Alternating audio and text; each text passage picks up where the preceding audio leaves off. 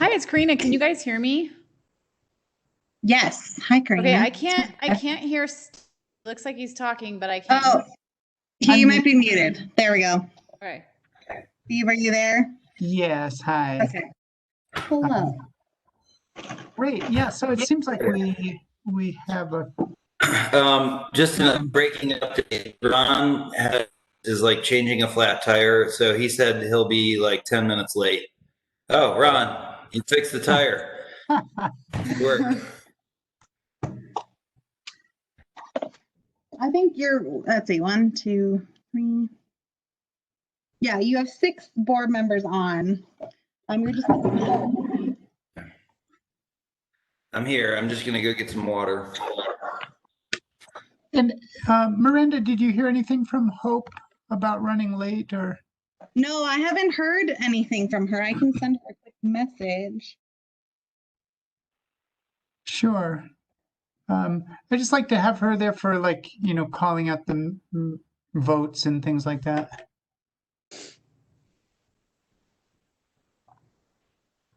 But I suppose we could begin and have the call to order. Yeah, if you need me, I can always help do the roll call if you need.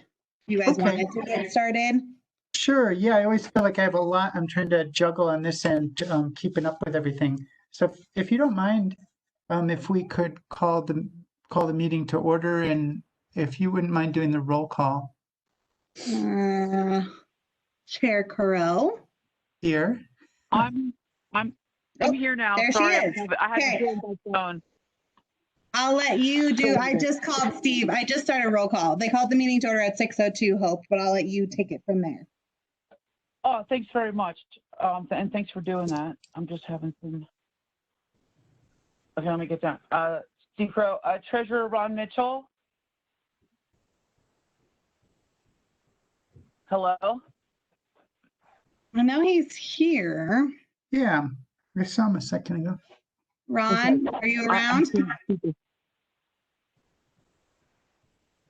All right, you might want to come back to him, but he's on. Okay, I can't see you. Andrew DeWart.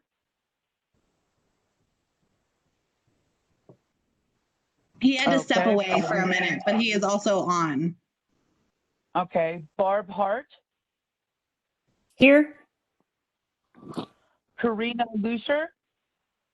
Here. Claudia Schaffler. Here. Rhea Orthner.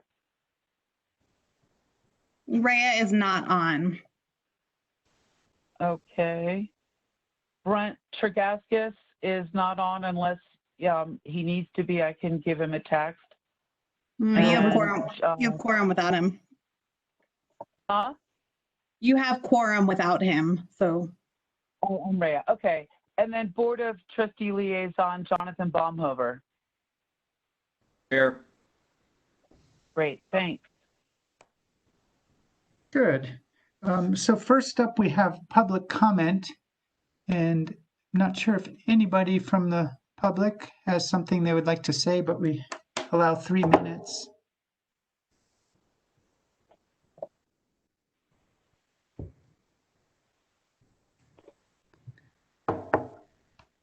Seems like nobody has a public comment. So let's proceed.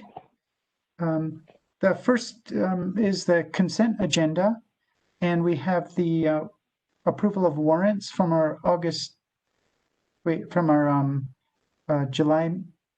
Oh, there's the approval of warrants. Okay, up to date, and then the approval of the July 8th meeting minutes. Do any of our board members have any discussion about those? No. I don't. Okay, just trying to give a little time for people to unmute if they'd like. Seems like nobody's dying to discuss those. So could we have a vote for approval of the consent agenda? Motion to approve Yes. consent agenda. Okay, second that motion. All in favor? Great. Aye. All right. Aye. Any opposed? Okay, we've approved the consent agenda. Now we're moving on to the discussion items. And the first one is Miranda will present the Envision 2030 discussion. Okay, so in your packet, I had sent the AIM that kind of compiles all the feedback that I received for the Envision 2030 questions. We're not looking to go into kind of a deep dive into these questions, but more of a quick overview to see if after reviewing the AIM, there's anything you guys feel like is missing. So I'm just gonna read the questions really quick, give kind of a brief overview of the themes that I identified, and then ask if there's any additional feedback. So to start, the first question under strengths is, what are a few of the DDA's greatest achievements over the last decade? And there's really two themes that came out of that. One was that there's a lot of funding opportunities. You guys are the funding vehicle for projects in town. And then the second was the sidewalks project, that was really the start of an infrastructure to improve town. There was some other discussions about beautification as well. But do you feel like we're missing anything after reviewing the information that was provided by the board members for that? Okay, so then the second question on the SWOT analysis was that what are some of the DDA's most valuable assets? And again, money was identified as the most valuable asset you all have. And that you're also working with business owners and property owners and business-minded people. Is there anything else to that you want to add? Okay, moving right along. What makes the DDA unique? There was a lot. There was a pretty hefty response by one person, but really the theme out of that was that you have a DDA, that the town even has a DDA, despite the fact that it's a small town. That's pretty unique for our size. Anything else to add to that? Okay. Weaknesses. So what are some of the biggest challenges the DDA has had over the last decade? There were three major themes. The first was just challenge with board members, whether it was maybe some challenging leadership in the past or just not enough board members. The other themes were inaction and just too many projects, that the DDA is really not focused on completing projects, or that once a project starts, it doesn't often finish. Anything else to add to that? Okay. What are some of the disadvantages of being a small mountain community? A theme that arose from that is just challenges with community participation and perception. Just maybe the community not understanding what the DDA does. And then there's a lack of understanding of how to prioritize what you all do. And despite the fact that funding and money was identified as a strength, it was also identified as a weakness in the sense of there's not a lot of money, there's limited funding, and that you have to operate with smaller budgets than other municipalities. I'm just going to keep moving unless you all have something to add. What should the DDA's main area of focus be on improvement?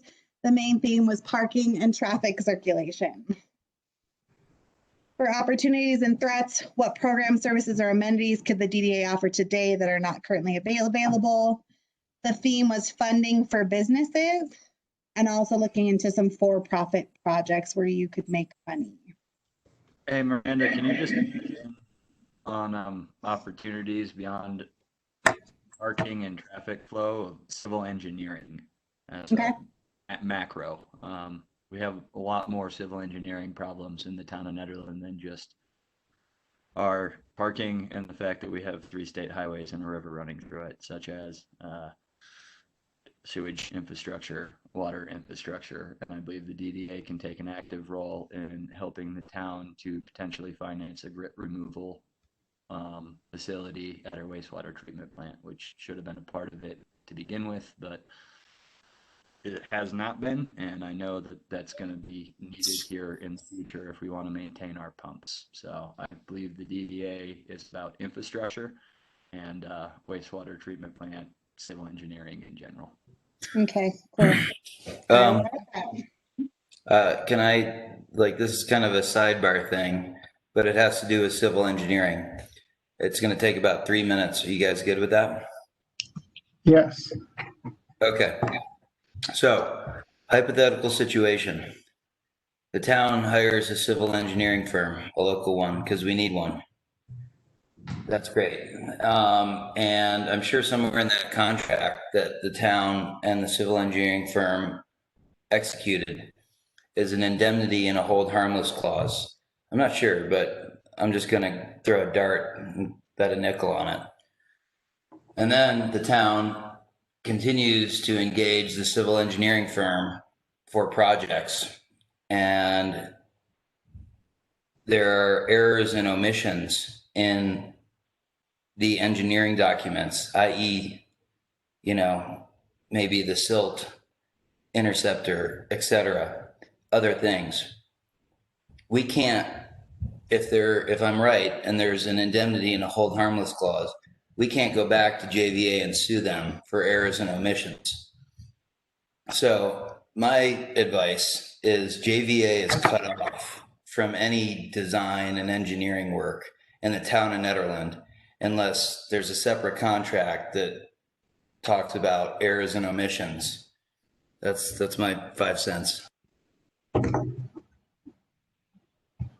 Can I ask a question?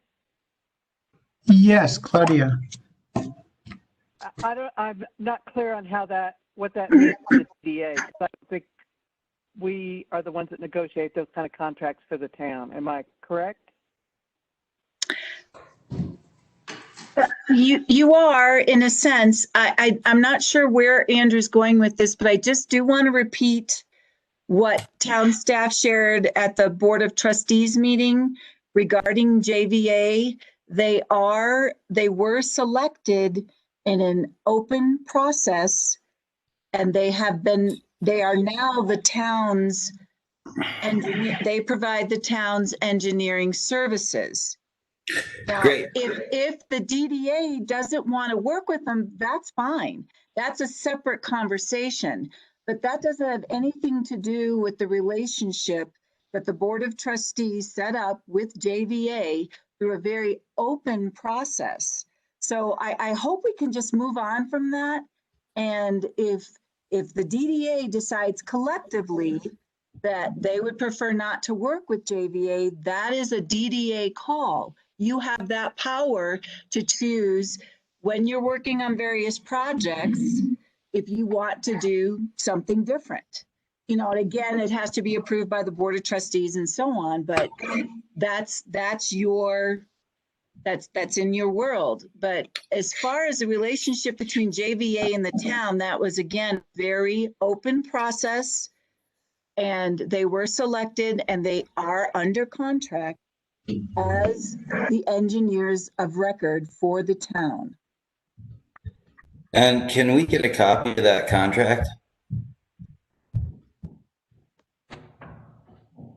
May I suggest that we move on because this It's is public record and it was in the packet. All right, I'll look for it. Thanks. Yeah, thank you for, I think we should move on. That seems like a sidebar that could be handled outside of a meeting.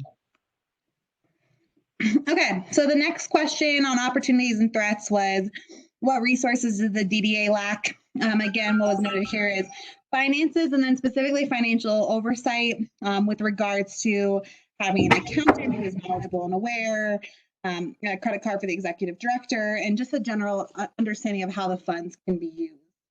The DDA leadership was also identified as a resource that the DDA lacked, just in the sense of historically there just hasn't been consistent leadership, and that the having a pool of qualified individuals who can really speak to what the DDA is working on. What obstacles does the DDA face? The theme that came out of that was that there's just communities really resistant to change, and then again there's a lack of understanding of the purpose of the DDA and what you all do.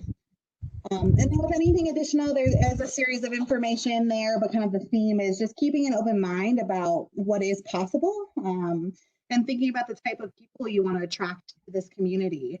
as you move forward on projects. Is there anything else you all would like to add to the Envision? You can always email me later, but this is kind of the first step. So the first step is to really just have everyone just throw their ideas out on paper. We then will take the themes and really mold this a little bit more as we move forward in the strategic planning process. And so I'm still working on finishing getting the feedback from all the boards and commissions, and then I will be in touch with what the next steps are and the DDA involvement developing the Envision goal. Great. Miranda, if I could just add one thing to the discussion, I think Yeah. that one thing that would really help everybody, the DDA and anyone relating to the DDA, I think would be a storehouse of knowledge, you know, kind of tying in with the lack of consistent leadership. If we cover a topic and, you know, do it very thoroughly and, you know, find out some, maybe some facts or whatever, to have those readily available in our database so that we don't keep repeating the same type of discussions over the years. Now, I'm, you know, only a couple years into the board, but I've heard of a lot of the things that we've covered have already been covered. So I just thought that that would be great to have a sort of a storehouse of knowledge that people could refer back to. And you did have a board member who did acknowledge that history is a resource that's lacking right now, and that, to your point, there is things are being done repetitively. And so it'd be nice to have the information on the website so that people can go back and look at what's already been covered and addressed, and how the board maybe voted on it, and have that historical information. Great, and I do see that now. Sorry. I will asterisk that though. Thank you. Okay, and feel free to email if there's more things that come up. We are finishing collecting the Envision 2030 information from boards and commissions through the end of August. So Karina, since I know you weren't a part of the board, if in looking at the AIM, you have things you want to add, please feel free to email them to me. Okay, great. Thanks. And Miranda, what is the overall process for the Envision 2030? You know, from, I understand we're sort of in the beginning stages now, but just in a real simple outline, what are the process? Yeah, so we're gathering the historical kind of the baseline data with the SWOT analysis. And then from here, the goal is to move forward in a strategic manner, and that we would then dive into what is our vision statement, what are our goal statements, what are the measurable outcomes for each goal statement. And then from there, we would then do, you know, build the Envision 20 or the Vision 2030 document, and then annually measure that. So what we're moving forward from is gathering historical and baseline data into then a more strategic process of diving into what are the true goals. And that's why I created theme statements, because we're going to use the themes to figure out what our ultimate goals are. Okay, thank you. Was there anything else, Miranda, on this item? Nope, that's all I have. Okay, thank you for that. And I think it's great for us to reflect more on that. Next up is one of my items. Let me just find it. It's the preliminary budget discussion. And basically, I felt like last year, we had a big change in the chair position, and Hope, I think, was relatively new as the ED. And kind of in that flux, we really didn't get on the budget soon enough. I think it was our October meeting when we really first discussed it. And so I just wanted to bring that up now for us to start thinking about, you know, priorities and going into the budget time period. And in that light, I would love us to, and I believe we can do this somehow outside the meeting, to set up a time when we could have a special meeting for kind of last year we called it a retreat, where we just all got together and hashed out the ideas for, you know, what are our primary goals. And additionally, I think with our board changing a fair amount this year, it's very worthwhile to have a kind of a retreat for priority setting goals, because we have new members and we've learned stuff over the last year. So I just wanted to bring that to everyone's attention, and maybe Hope could send out a doodle poll or some such thing to find a time that works for, hopefully for all of us, but at least for the vast majority. So we could get a meeting within the next month to hash out our priorities, which then will inform our budget discussion. That was, I think, pretty much it on this. I didn't know if any of the board members have any input on that or anything they'd like to discuss about it at this time. Steve, this is Karina. I just, I don't have access to that Google Doc. Oh, okay. You mean So for I the need annual? to, The budget expense sheet. yeah. Well, yeah, basically the budget expense sheet is going to be a lot of the information that Jen placed in the expense sheets above. She did a thorough kind of closing out of the expense here, so that's great. This is one that I just kept that I threw in there for reference, and I'll open it up to you now. Okay. Thanks. You're Great. welcome. Thank you. Well, good. I'm glad that we're starting a bit earlier this year on that whole process. Next up, we have a committee resolution with Claudia and Jonathan, a discussion item as well. I don't know which of you would like to lead that discussion. I'll take it. Claudia, take that on. Okay, thanks. You can have it if you want it, John.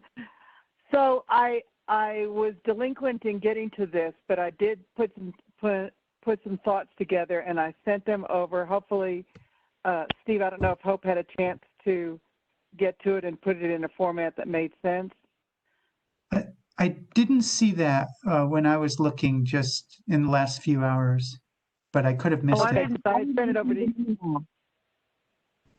Oh, I didn't receive anything from Claudia. No, I sent it to Steve to look over, and then I sent it to Jonathan, and then I was hoping. That's okay. It's my fault. Okay. So I put something together, and I'm sorry I was delinquent in doing this, but I do have a proposed resolution, if you will. If I can get it over to Hope, I did send it to Jonathan and Andrew. So if you got, and Steve, so if you two have any input, let me know, and then I can send it on over to Hope, and we can actually address it next week, our next meeting. But what it was more clarifying what committees do, what the expectations are of committees. It will kind of tighten us up and require us to actually have committee meetings and keep minutes. And it has suggestions on how to resolve issues that come up on the committee with potentially other board members so that it doesn't have to be hashed out in a board meeting. My intent is to get a proposal from a committee, whatever the committee is, have it be as vetted as possible before we get to the meeting so that any discussion doesn't have to take place during a meeting. Certainly questions can be answered, things like that, but just to cut down on some of the extraneous discussion that ideally we would have with other board members and or the committee or anybody else that's interested before then, if that makes sense. It requires committees to at least report back at every meeting, which we're doing, and it requires every member on the board to be on at least one committee. So it's not a whole lot different. It's just giving us a little bit structure and kind of setting the bar that we do actually need and do something. Because what is acknowledged in everything I looked at is that committees are the backbone of the organization, of the group, because all the work can't be done in a single meeting or by all of the people. So that's about it, and I will get that to Hope as soon as I get any input from Jonathan and or Andrew. Thank you, Claudia. I agreed with that. I suggested my edits in that Google Doc back to you, but I don't recall. I don't have it in front of me. But I really liked it overall to firm up what the committee's responsibilities are and how they operate, and to make them more accountable.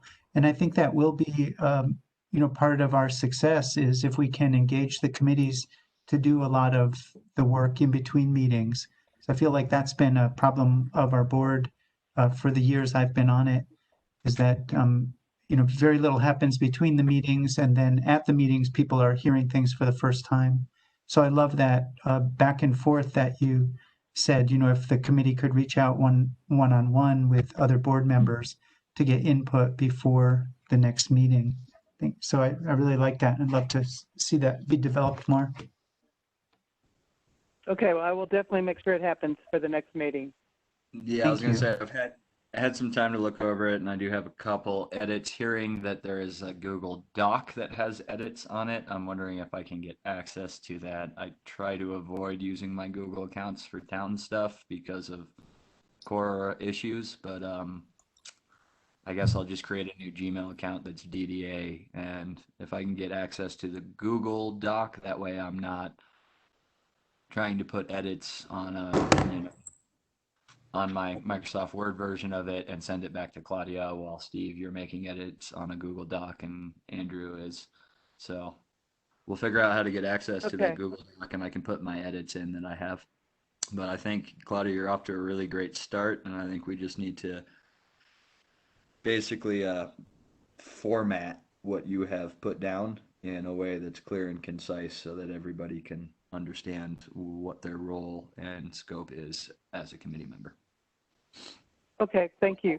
I'll get what I have over to Hope, and then Hope, if you can put it into a Google Doc that we can all access, because I am guaranteed to mess that up. So I'll send it over to Hope and let her get to it, and then send that link out to Jonathan and Andrew. Andrew, assuming you still want to participate, or you want to. I thought you were on the committee, but maybe you weren't. I apologize. Yes, no, I'm here. I'm just reading something. But yes, I do want to be a part of the committee and discussion. Anyways, sorry to. Okay, well, I'll get that over to Hope, and you should see it hopefully sometime in the next week or so. Okay. Great. Thank Well, you. thanks, you guys. Appreciate that. Next up, we're moving on to action items, and Chris Pelletier is going to present about the Safer Street Matching Grant. Okay, yeah, can you guys hear me? Yes. Great. Okay, well, thank you, Chair, and thank you, Board, for having me tonight. So staff became aware of a grant opportunity through DRCOG, which is the same folks that funded the TIP project, Denver Regional Council of Governments. And the grant focuses on pedestrian safety for vulnerable populations and bicycle safety. And then for projects that align with the Metro Vision Regional Transportation Plan, which is DRCOG's plan for the future for moving traffic around. There's also a plan that Nederland adopted as part of the town's membership with DRCOG. Grant focuses on Region 1, which is around Denver, because they actually have fatalities with cars and pedestrians there all the time. Nederland is fortunate not to have that problem here, but that doesn't mean it couldn't happen. Nederland is in Region 4, and we are still eligible for these grant funds. The project, the grant is due on Friday and will be awarded in September. There's many millions of dollars available in this grant. The minimum grant amount is $250,000, and the minimum match for these federal dollars is 20%. Staff recognize this as an opportunity to do a relatively small but impactful project for a relatively small amount of money. Based on ideas, the project is based on ideas from community input in safety concerns from citizens. And then also, when I look at these projects, I go to the master plan of the various boards. If if it's for another board like ProSab or SAB. In this case, I go to the DDA master plan to look to see how the project will align with your plan. The project that I'm proposing is an upgrade to 2 crosswalks in town. The first one being the main crosswalk by the visitor center, and the second one being by the library, as I get feedback on those 2 crosswalks particular all the time. The idea is to make it safer, to delineate the sidewalks better with maybe a change of materials. One thing that I hear often is, why doesn't CDOT paint their sidewalks? And it's not a very long explanation, but the bottom line is they're understaffed and they just can't respond as quickly as the town needs. So by having a change of materials in the crosswalk, maybe stamped concrete, maybe pavers, or a variety of different materials, will help better define the crosswalk rather than relying on CDOT to paint it. The other piece of this is traffic calming. By raising the sidewalk, it would slow traffic down, especially over by the library, as I get concerns about speeding there all the time. Additionally, they could be signalized crosswalks and much wider to provide better separation between pedestrians and vehicles. So that's part of the project. The second piece is repaving the surface or resurfacing the sidewalk that runs adjacent to the library and Boulder County Housing, that section of the highway. The sidewalk is currently soil and not great for ADA accessibility. And so to meet the criteria of the grant to make things safer for vulnerable populations, improving that surface with pavers, I thought would be a good way to utilize these funds and upgrade a sidewalk that needs it. Also, in looking at the DDA master plan, and I think I make mention of this in your aim, proposed improvements. There were 5 proposed improvements in your master plan for the First Street commercial area. And one of those five bullet points was expansion of the sidewalks and crosswalks. It's one of the 5 main goals for making improvements in this area of town. So for that reason, I thought that this would be a good fit for the DDA's goals and the town's goals for walkability and safety, while also aligning with the grant's criteria for safety for pedestrians. Also, I have presented this project to the BOT. I just learned of the project a few weeks ago. So the BOT happened to be the first meeting that I could attend. I asked the BOT for feedback on the concept, and the BOT unanimously approved the concept of improving sidewalks and the crosswalks rather, and the sidewalk. I also asked the BOT if they approved me coming to the DDA and asking for your approval and for funding the required 20%. And again, they approved unanimously for staff to come to your meeting and discuss the project.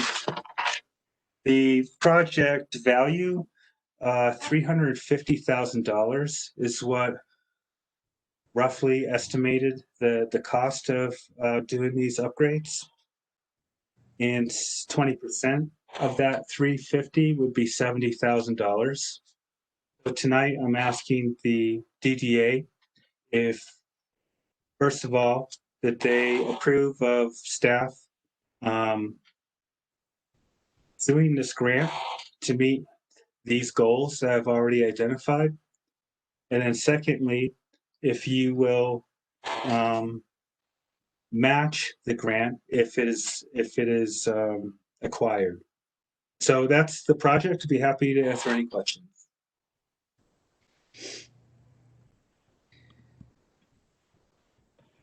I just had a question. I do know that the DDA has some funds towards the sidewalk improvement.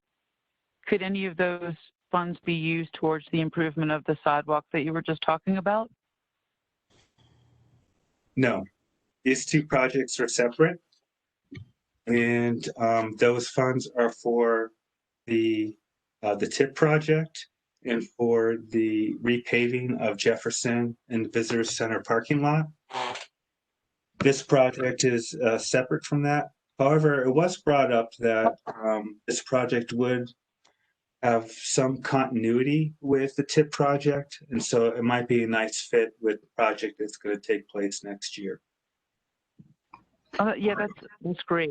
I'm so excited about that project. But I was talking more about the $10,000 in funds that the DDA,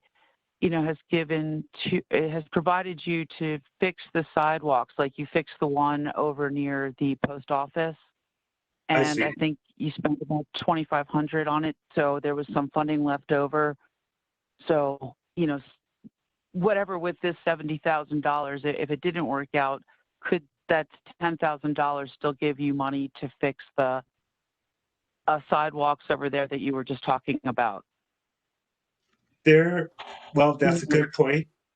And there may be some funds left of the $10,000. We've obviously spent some of it. I'm not sure how much is left, Hope.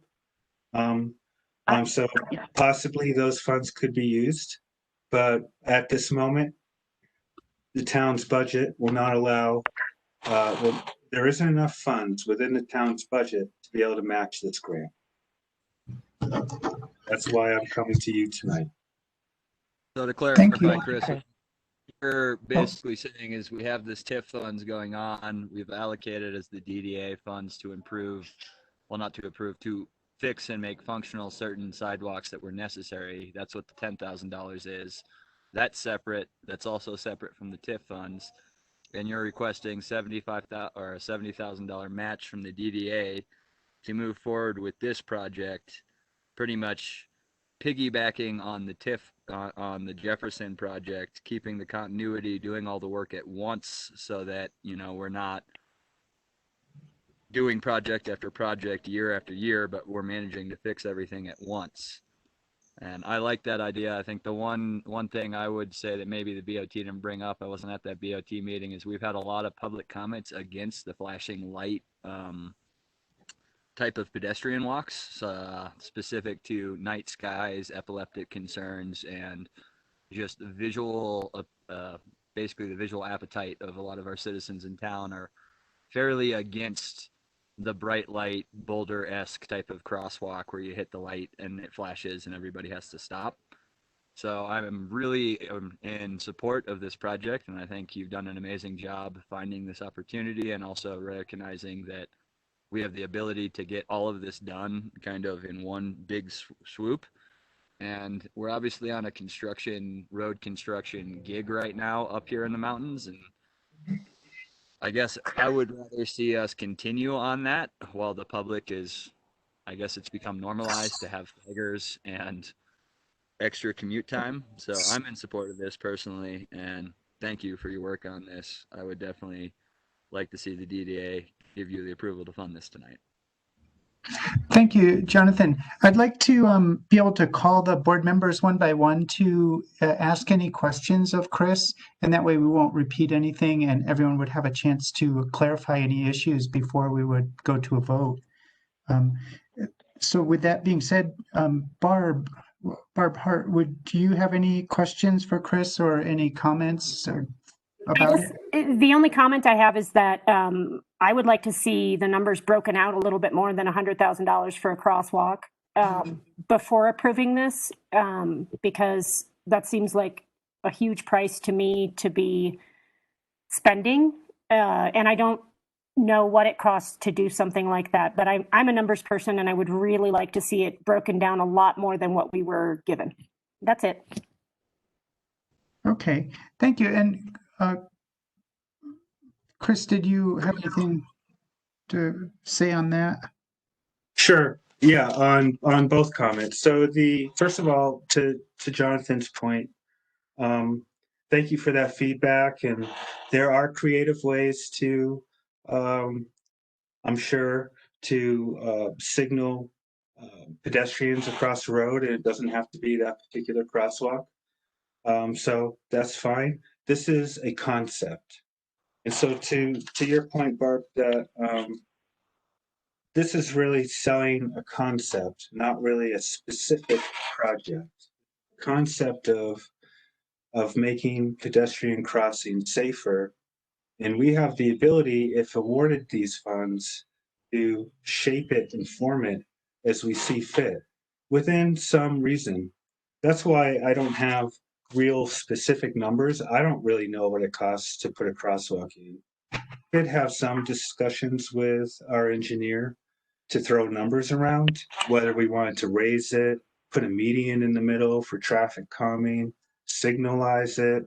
You know, we talked about a lot of things, but nothing really specific, because that comes later. It's kind of like the TIP project that we're going to talk about here in a minute.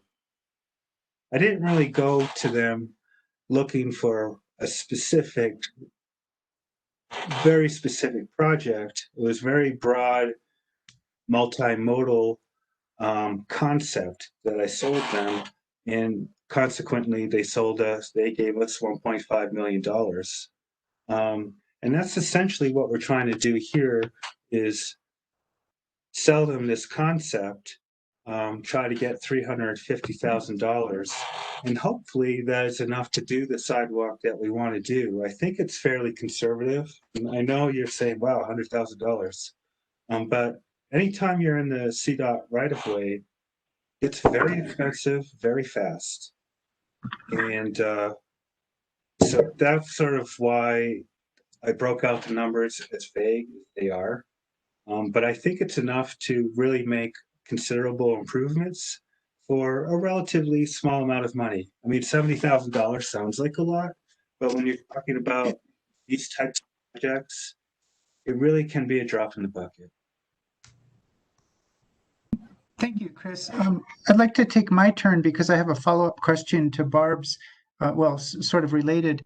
I wanted to make sure that if we vote to do the matching, that we approve you going forward with this and we approve matching, being the matching grant, that it would be the percentage, not a definite amount of 70,000, such that, whatever the project costs, if it's less than 350,000, we would be doing the 20% of that.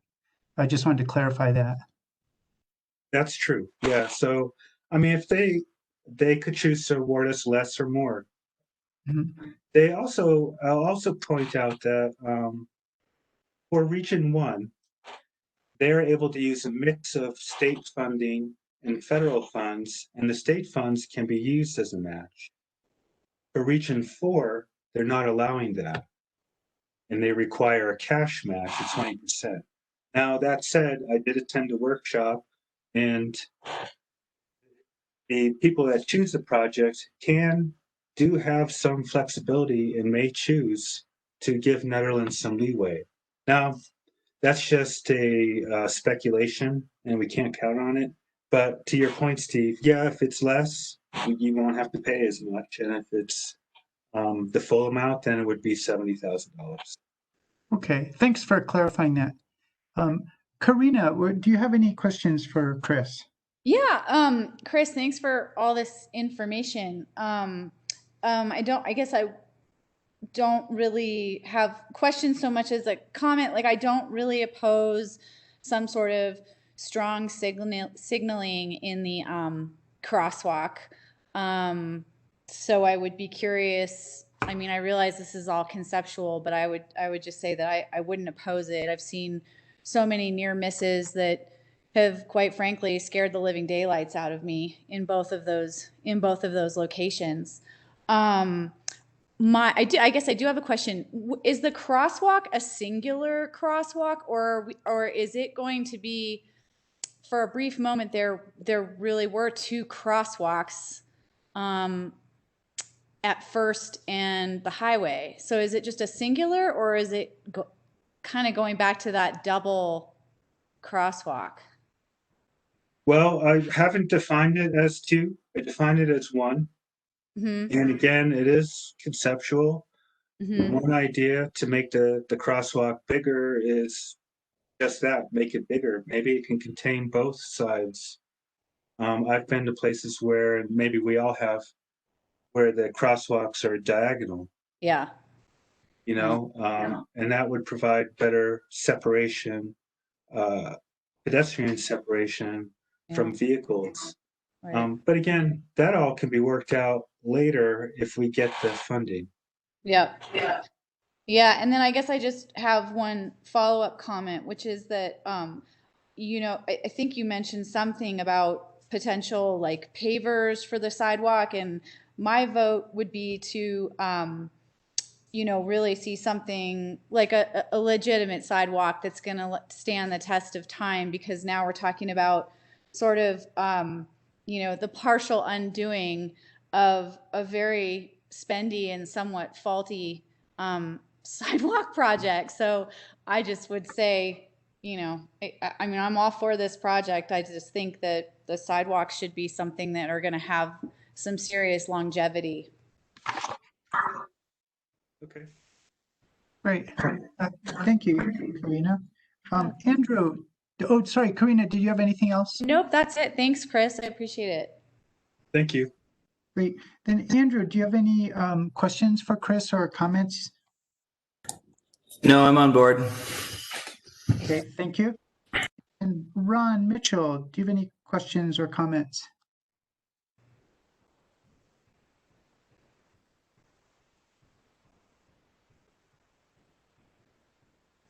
Ron, I just unmuted you if you have something to add.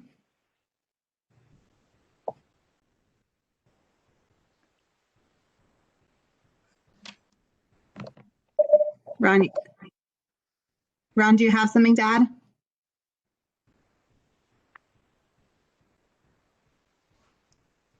He seems muted still. He's unmuted. Ron, can you hear us?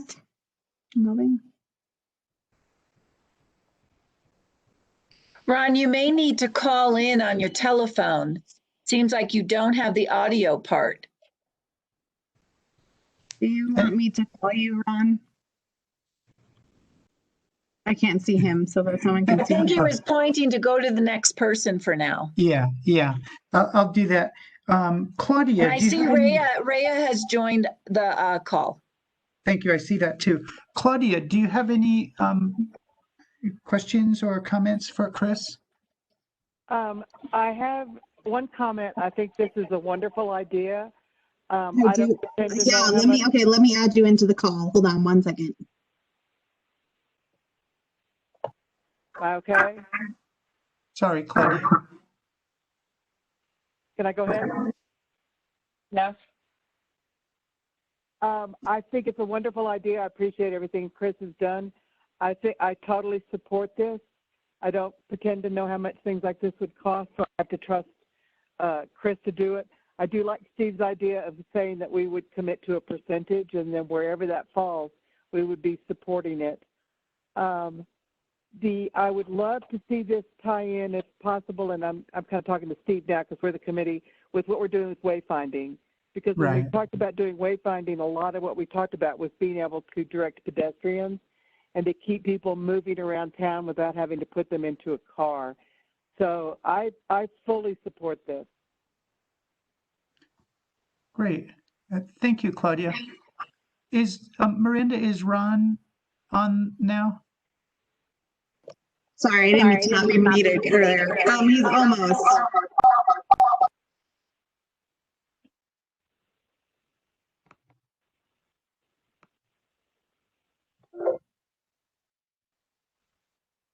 Okay, well, we'll move on. The last person besides Ron would be Rhea, and I understand you just joined, Rhea, but I don't know if you're up to speed and would have any questions for Chris about this project. Hey, all, can you hear me? Yeah. I've been on actually pretty much the whole meeting. So Miranda, if you could update the roll call. I missed roll call. I had some technical difficulties logging in, but I've been here. I think this is a great opportunity. I think a 20% return on our investment is a pretty good deal. It's my understanding the town itself is not kicking in any of the money. Is that true? It would just be DDA matching the funds? Yes. Okay, that's fine. I know the town's been under a lot of financial strain. So one opportunity, like Claudia mentioned, wayfinding might be with public art.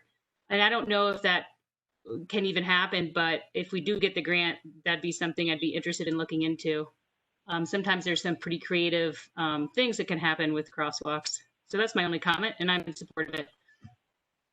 Great, thank you. And I think the last one is Ron Mitchell, if he's able to speak. I'm here. Can you hear me? Yes. I didn't quite understand when it went on the screen. Is this for up to 4 intersections on or just 2 intersections? 2 intersections, First Street and Highway 119.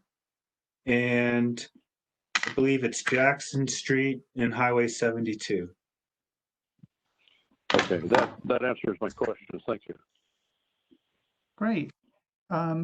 So let's see, is there a motion for this if we were ready to vote? Do you have any public who might want to make public comment? Do we have any public comment? Any public who might want to comment?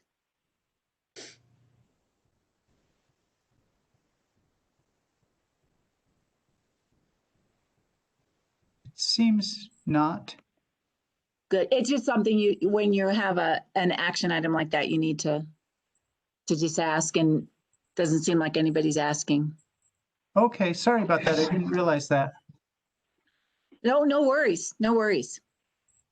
Can I just ask a quick question? Oh, you first, Claudia. No, I just wanted to ask: is what we're asking to approve? What a motion would be to approve the 25% commitment to this project? Is that what the resolution would be asking? It's 20%. 20%. Okay. Yeah. Okay, so go ahead, Jonathan. I'm sorry. I guess my only question was, as we're talking about potentially redoing sidewalks with the premise and goal being pedestrian safety, and yet we're still talking about more sidewalks across the state highway through town we don't have jurisdiction in. And I've always been curious about the potential of rerouting the pedestrian trail that goes down basically to Chapita Park and rerouting those pedestrian crossings instead of across the highway underneath the bridge, by essentially getting Army Corps of Engineers involved and pouring piers into the river if we can, and actually routing our pedestrian walkway underneath the bridge and up the sides of those hills. I realize that's a lot larger project than these funds could allow us to do, but are we looking at that potential at all as a town? Because in my opinion, that's the safest way to really route pedestrian traffic, is remove it from the road entirely. And we do have the underpass there under the bridge, and I have been to many cities, Boulder is one of them, as well as many other small mountain towns, that have actually taken the time, found the funding, and gotten the engineering done to route their pedestrian traffic underneath their state highway so they don't have to go across them. Mm-hmm. So I'm just curious. Awesome. At that idea at all. Yeah, I could speak to that. So we have explored that quite a bit. We've met with staff, CDOT staff, I also am on the technical committee for Dr. Cog to recommend projects for the town.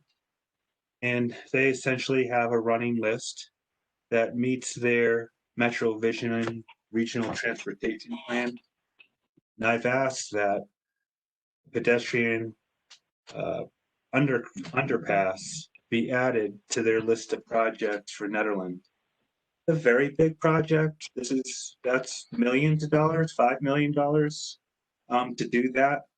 So that's truly a commitment.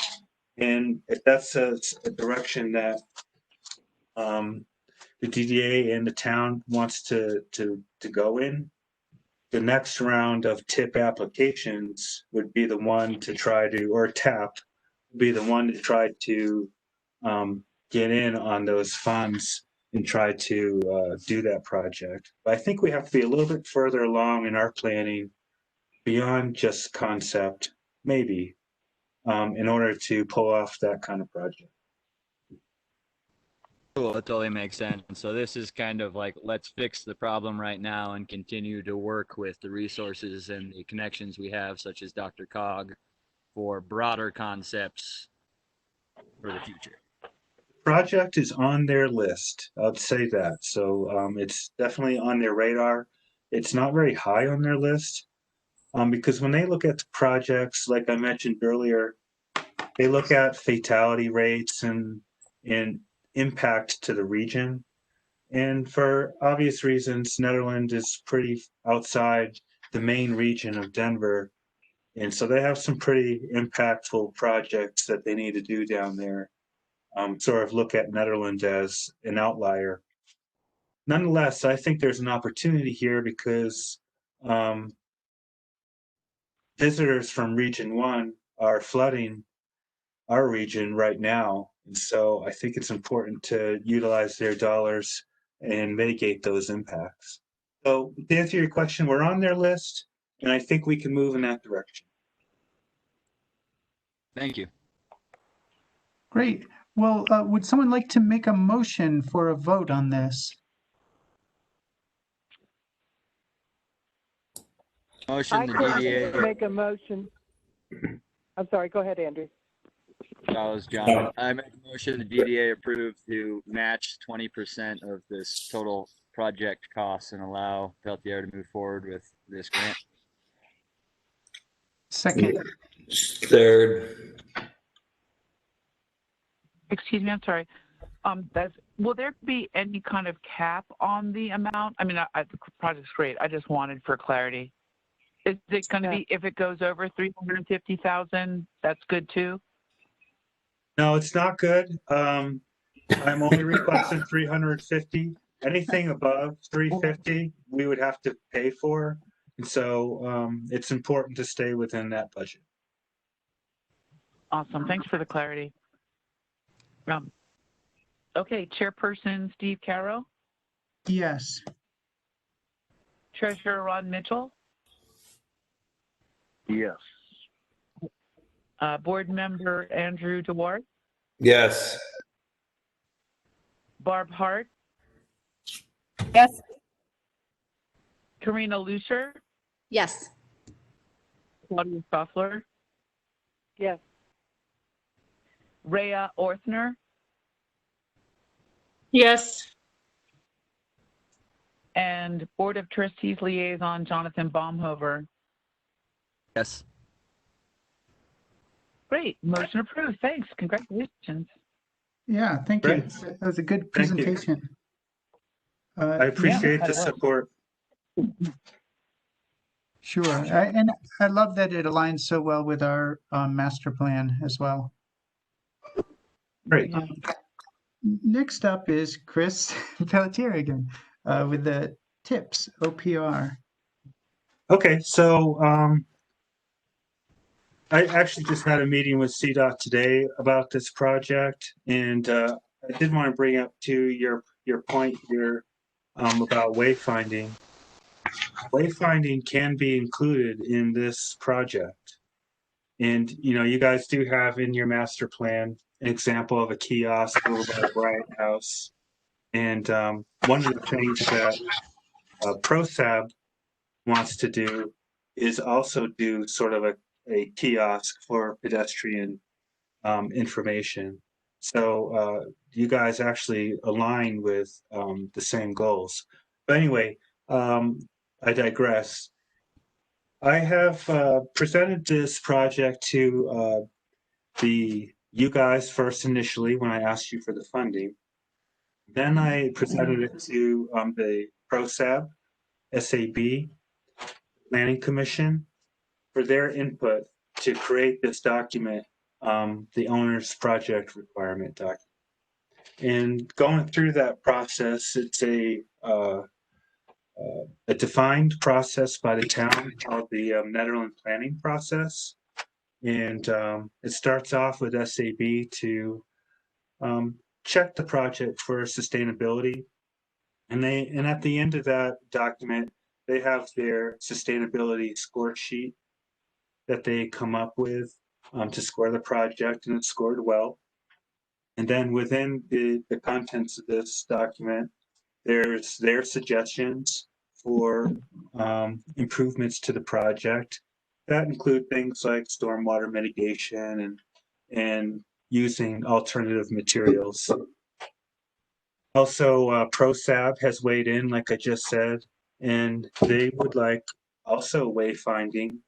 And they had mentioned curb extensions, rain gardens, which I think is a cool idea for stormwater mitigation. So some really good input. And then the Planning Commission also weighed in on this. And some of their concerns were traffic flow and parking, as you can imagine. And so again, their comments are also integrated into this. And then I presented it to the BOT a couple weeks ago, and they were in full support of the document. Actually, one of the members voted to put it to action, but I had to slow them down because I want to bring this in front of you guys first to get your input on what you guys would like to see within the project. So that's why this is here tonight, and why I'm here tonight in front of you with this document is to get further feedback from you. You guys are major funders in this project, and so I want to make sure I'm incorporating your goals and values into this project as we begin the planning phase. So that's it. I'm ready to take any questions. Great. I would like to do the same way we did with the last, where I could call people one at a time to have any questions or input for Chris. If we could start with Barb. I don't have any questions on this one. Okay, thank you. And Andrew. No questions. Okay. And it's also about any input, if there is any, that we would like Chris to consider as well. Rhea, do you have anything? I don't have anything. Okay. Karina. I don't have anything. Okay. Claudia, do you have any comments or input? Yeah, you of course grabbed my attention when you said something about wayfinding. So at some point, I'd like to know more about how we can tie that in and maybe get some assistance with that. It doesn't have to be right now, but yeah, that's definitely on my radar. Great. Jonathan Baumhofer, do you have any input? I just have one curious question. SAB Sustainability Coordinator recently did get approved for the grant that he wrote for the electric charging stations. I'm wondering if there's any way we can use that grant, install the charging stations, and help match this grant. And I guess that's for Chris. Yeah, so that's the intent. I'm trying to maximize the matching dollars to their fullest. And so the match that we use for this project will actually be the match that we use for the charging station project. Because yeah, you're right, we did get funding for a fast charging station, which they are more expensive and they require three-phase power. But we also got a grant from Excel to install that infrastructure. So trying to piece all these parts together to make a project and maximize the dollars to the best of our ability. So I'm hoping that $50,000 makes all this happen. Thank you. And thank you for your creativity with that. I really appreciate it. Sure. Hey, and thanks for that plug on the grit removal. I appreciate that. And and this is an aside, but that I'll be bringing that to the BOT in September. Yeah, we need to talk about that. Ron, do you have any input or questions for Chris? No. Okay. And I believe on the last one, Chris, I also saw a nice way to cooperate with the wayfinding on that, especially I can't remember if it was the ProSab that was asking for a large trail map at the RTD, but I feel like that really fits in with our wayfinding mission. And especially, we're going to be, Claudia and I are on that committee, and we're going to be focusing on pedestrian wayfinding as well. So we plan to coordinate with ProSab down the road as we get going on that. But that was just one thing I wanted to reiterate, that we'd love to figure out wayfinding along with this project. And the other thing I think is helpful for the DDA is if for the matching grants that we're giving the town for this project, if we could have maybe a couple signs posted somewhere that there was matching funds provided by the DDA, and maybe just at good places where people would be likely to see it. I think it's just nice to have credit when we are helping to support projects. And those were my only comments too. I was very impressed with the other input from the other boards, and I felt like they covered a lot. So I think that speaks to why so few of us have anything to add. But it seems like a great process that you're going through and creating here. Okay, great. I'll definitely add signs of acknowledgement into the OPR. And then I'll also encourage you, and I think you guys have already communicated with Jesse Ansari about wayfinding at past meetings. And I know she has a desire for a kiosk over there by RTD as well. So I think I'll be reaching out to her not too long to figure out, what kind of design you guys want. So it's something to think about. Come spring of next year, we'll want to begin construction of this. Okay. So it'd be good to have an idea of the kind of design for your wayfinding by that time. Great. Well, thank you. Yeah, Claudia and I are going to be getting going on that after this COVID craziness hit. Okay, great. Well, good. Now, was there anything else on this topic that we needed to address? Well, the good news is for wayfinding, we're just down to accepting one of the bids of two companies who will do a thorough plan with us, even mapping where signs go and whatnot. So, and I plan to attend ProSab meetings if a DDA member does not. Okay, thank you, Hope. I do just want to repeat, Steve, that if it is an action item, normally you do just call, and I think you only have maybe one or two members of the public on. Okay. But I'm just reminding you that you do ask if anybody in the public has a comment. And then what they've been doing at the Board of Trustees meeting is just giving it a minute and anybody can just start talking, basically. Okay. But just a reminder. Thank you. And I just would like to make one last request here, is that the board did approve funding this project in the amount of $139,000 match. And I just wanted to remind the board that we haven't secured a resolution for these funds. And so at some point in the near future, I'm going to come back to the DDA and ask to secure that 139,000 in a resolution so that we could go to the BOT and finalize those funds. Thank you, Chris. That's helpful. And Hope, I think you'll probably be working on that with Chris. Yeah, that'd be great if we could get, to me, the sooner the better so that we have it as a done deal. Okay, So, I'll work on it. Yeah. So before we move on, I could put a resolution together for you, and then you could check it over if you wanted. I'm sorry, Hope, I didn't hear that.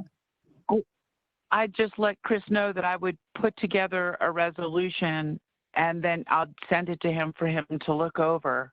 Like I normally send it to town hall, but I'll send it to Chris first. Okay, thank you. Okay. That sounds great. Thank you, Hope. Before we move on from this topic, do we have any public comment about this?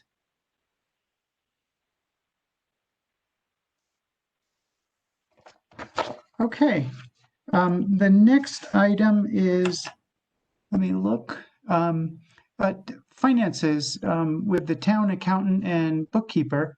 And I'm presenting this one. Since we voted a few meetings ago, several meetings back, to have our town treasurer, Jen Hagee, act as the accountant for the DDA, it's been a bit difficult, I'm hearing, to get the information that we needed. And I think that might be partly because she was leaving the job and was quite busy with other things, wrapping things up. I don't really know. But now we'll have a new town treasurer, and that person will certainly be very busy ramping up to speed and figuring out all the systems and that. And we've had an opportunity to engage a local accountant and bookkeeper who's Tanner D'Alessandro. I think it's Eugene's cousin, perhaps, or nephew. In any case, he works with Eugene D'Alessandro in the accounting specialist firm. And he offered to do our bookkeeping for $25 a month. Our treasurer, Ron Mitchell, said he's not really, he's not really happy doing the bookkeeping so much. So he would be in favor of us hiring a bookkeeper for that. And Tanner is also an accountant, so we thought that it would be a good idea to engage Tanner for the bookkeeping and any ancillary accounting work that we might need. And as we get into this more, I think Ron Mitchell, the treasurer, could probably answer more questions about what Tanner might do as an accountant. But I understand from Ron that it would be pretty limited scope of what we would need an accountant to do. And Ron had given me just a ballpark estimate of perhaps $500 to $700 a year total, including the $300 for the bookkeeping for Tanner to do our bookkeeping and accountant work. So I wanted to hear from the board what your thoughts and questions are. I think that Ron would be the one to direct the questions to. I was presenting this, but he's the treasurer and knows a bit more about the ins and outs of it. And essentially the question before the board is, does the board want to engage Tanner D'Alessandro of Accounting Specialists to do the monthly bookkeeping and any potential accounting work for the DDA? And if we decide not, then the default will be that we would stay with the new treasurer for town and work with that person. And we could always address this in the future another time. So with that, I'd like to run down the list again. It seems to work pretty well. And anybody who has questions about this, they could address them to Ron. So let's see, the first one would be Barb, if you have any questions or comments. No, I'm fine with this. Okay, thank you. Andrew, do you have anything to ask about or clarify or comment? Yeah, my comment is that, I want the DDA to be financially divorced from the BOT. I would like our funds to be put into 4 different banks so that they're FDIC insured as opposed to one bank. And then I would like to use those funds to create capital, not earn 1% interest. Okay. Thanks for that input. Rhea, do you have any input on this?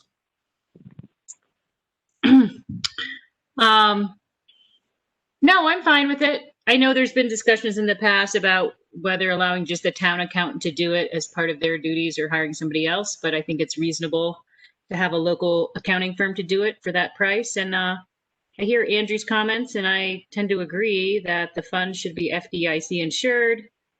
In terms of making more than 1%, I guess, that would have to be a discussion later on because I'd want to know what the risks are of putting the money into some kind of other vehicle to earn more interest. I'm definitely open to it, though.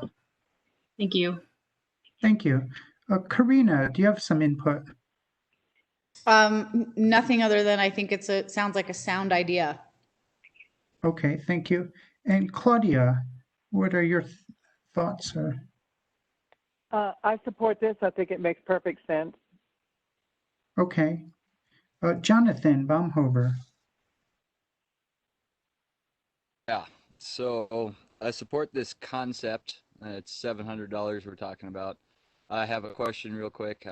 Forgive me, I have taken a month hiatus. Has the DDA ever discussed this before it became an action item tonight? No, I'm not aware of that, other than in prior discussions when we voted to have the treasurer take over the accounting. Correct, and I'm aware town has changed accountants now as a result of his life. So I'm in support of this concept. I'm in support of the idea. It's a local accountant. They're well known. They're well respected. So if the rest of the board wants to take this as an action item, I guess I will support it. I do have a comment of in terms of procedure, it would be nice to see these things presented as a, first a discussion item ideally, then a informational item, and then finally, or, a discussion item at the very least before it's an action item. So I get that this is pretty quick and dirty, and I guess my question would also be to any town staff, Karen, Miranda, what's your perspective on this? If it's a go, I'm cool.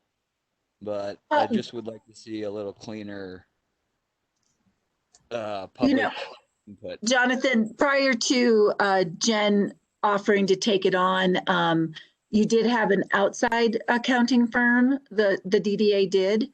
Mandy Kinnear's firm was doing the accounting. So this is not unusual, and we don't have any concerns about it. Cool, thank you.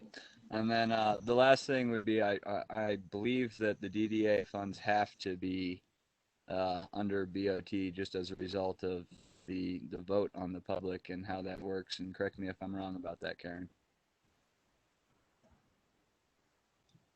Well, I did talk to our auditor about this, and it's not a big concern if you're just trying to put the money somewhere. Now, he didn't think that you could do much more than what you're doing already because you're a government entity. But I'm not an expert on that. I would leave that up to your lawyer to explain that to the DDA. So I would just say make sure that you're talking to your lawyer. But there is, some concern about just. I know the mayor just mentioned to me about the understanding of the Board of Trustees oversight to these funds, and just that understanding, and just to make sure that really good systems are in place, checks and balances as you're moving money, that kind of thing. Totally agree with total transparency, and that is the idea. Sweet. That's all my things, and I support this idea. Thank you for your work on this and appreciate the presentation. Okay, thank you. And my input is that I think it seems like a good idea and a good value. And like Jonathan mentioned, we all know and respect the accounting specialist firm in town. So I like that it's keeping it local, just like it had been prior with Mandy.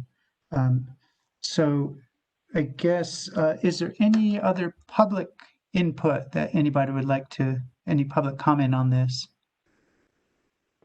As a board member, I'd like to comment. This is Ron. Oh, yes. Hi, sure, Ron. Sorry about that. I thought that we had discussed this a couple of times, so I'm sorry, Jonathan. So I would like a moment to bring up what some alternative investments might be right now so that we can have a dedicated agenda item to the discussion of the alternative investments. One of the Ron, things that That's the next. Yeah, I just wanted to say that this isn't really about the investments. This is about hiring Tanner, well, agreeing to have Tanner, engage Tanner. I will be quiet. Well, if you have any input on that, I'm happy to hear that, but the other isn't part of this issue. Well, the accounting that Tanner's agreeing to is corporate accounting and not fund accounting. I just want everybody to be aware that we would be issuing corporate financial statements as opposed to fund accounting statements,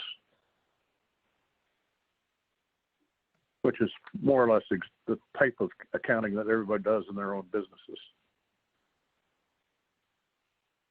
That's all. Okay. So let's see, I guess, could we have a motion to vote on this? I move that we appoint the accounting specialist firm to handle our bookkeeping and our accounting audit. Okay, I second that. A third. Ron, can you just repeat that again really quickly? My motion is to appoint the accounting firm of accounting specialists as our bookkeeping firm and our general audit firm to do any audit that is required of our books. Thank you very much. Okay, let me just scroll up to your names really quickly. Board of Trustees Liaison Jonathan Baumhover. Yes. Am I on or? Yes. Okay, great, thank you. Board Member Rhea Orthner. Yes. Claudia Schaffler. Yes. Karina Lucier. Yes. Barb Hart. Yes. Andrew DeWart. Yes. Treasurer Ron Mitchell. Yes. And Chairperson Steve Carroll. Yes. Thank you. Thank you all. Next up, we have another finance related thing of the EIN and new bank accounts. So the summary of this is our lawyer, Paul Benedetti, for the DDA had confirmed that as a separate entity from town, it would be a good idea for us to have our own EIN rather than sharing the town's EIN. And so we thought that would be a good thing to do. And the other part of this is that currently Ron Mitchell, our treasurer, had alerted me that currently all our funds are held in accounts, well, with very low interest rates. We knew that, but that they're only FDIC insured up to $250,000. So we're basically risking, in these financial times with COVID and all, I think it even heightens the whatever small chance there might be of bank defaults. But we're risking a huge amount of money that's not insured when we very easily could apportion this into different accounts, keeping each account balance at or below 250,000, and thereby have all of our money insured. So when Ron brought that to my attention, I felt like that was a important change to make and wanted to bring it to the board for a vote. I think that is essentially it. There's some of the attachments and all, or the Colorado statute and things, just essentially saying that we can do this by statute. And at this point, just to clarify, there's no discussion of, alternative type of vehicles other than potentially certificates of deposit for unencumbered funds, so that we would never tie up any money in a CD for longer than the period that we would need it for. So I believe that there's no risky funds or anything like that in this, although that could be a question for Ron on this agenda item. But with that introduction, again, I'd like to have Ron field the questions from people. If I could call each of you one by one. So first I have Barb Hart. I don't have any questions. Okay. Andrew Dewart. No, I don't have any questions. Okay. Rhea Orthner.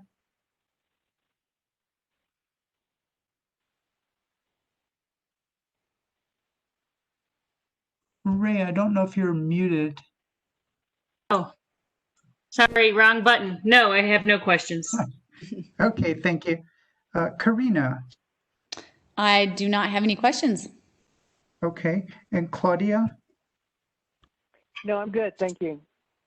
Okay, Jonathan. Down move. Okay, thank you. And Ron, I don't know if you had any more input than what I had in my aim or my brief discussion just now. Well, I did. And again, this was the idea to have a discussion of what other investments could be. And Karen is right. There isn't a whole lot more to be gained with certificates of deposit, but there are some alternatives which I would like to explore with the board and make sure that it's at a meeting that's open to the public. So that probably would be a committee meeting that we notice the public so everybody could attend. And I'll tell you exactly what it is. It won't take long to explain it.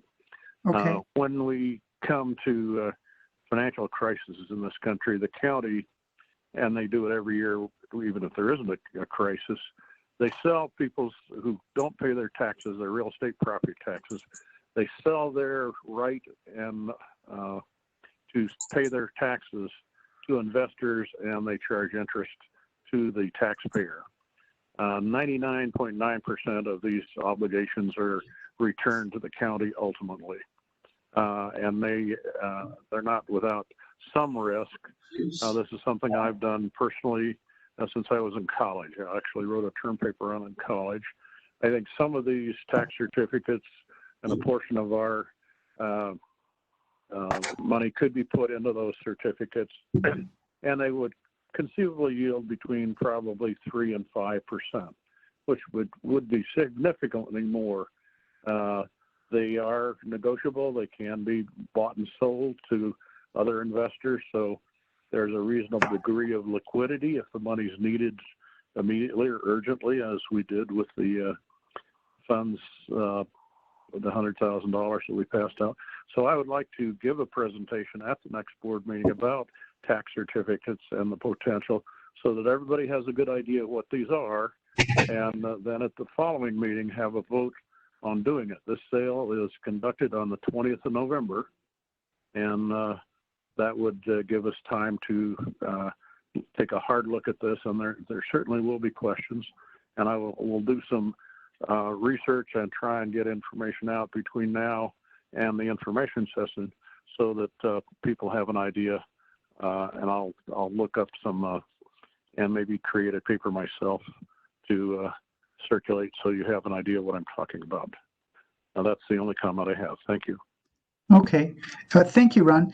And I just wanted to clarify, for today's vote, it really is about just moving our money into separate varying bank accounts so that we can have them all FDIC insured. It's not about any other type of investments at this point. And Correct. great. I just wanted to make a comment. Ron, would you be open to having a conversation with me and our auditor?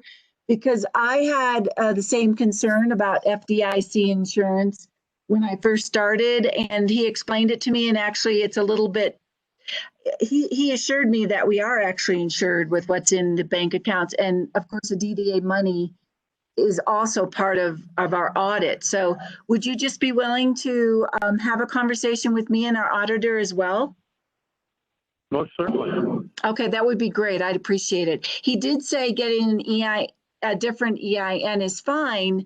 And we could still be including the DDA in our audit, but I'm assuming that's what you guys would still want to do, but that's something we could talk about as well. Thank you, Karen. Okay. Sure. Just briefly, Karen, could we do that sometime this week, tomorrow, the next day? Sure. Well, tomorrow I've got meetings like all day, but we'll do it soon. Yeah, why don't you guys go offline for that, figure out a time. I thought we were going to do foreign exchange. No, that was a joke. There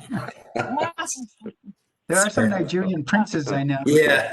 No, we're not going to go into potato futures or something like that. Okay. Can anyone create a motion for this? Oh, sorry, before we do that, if we could get any public comment about this topic.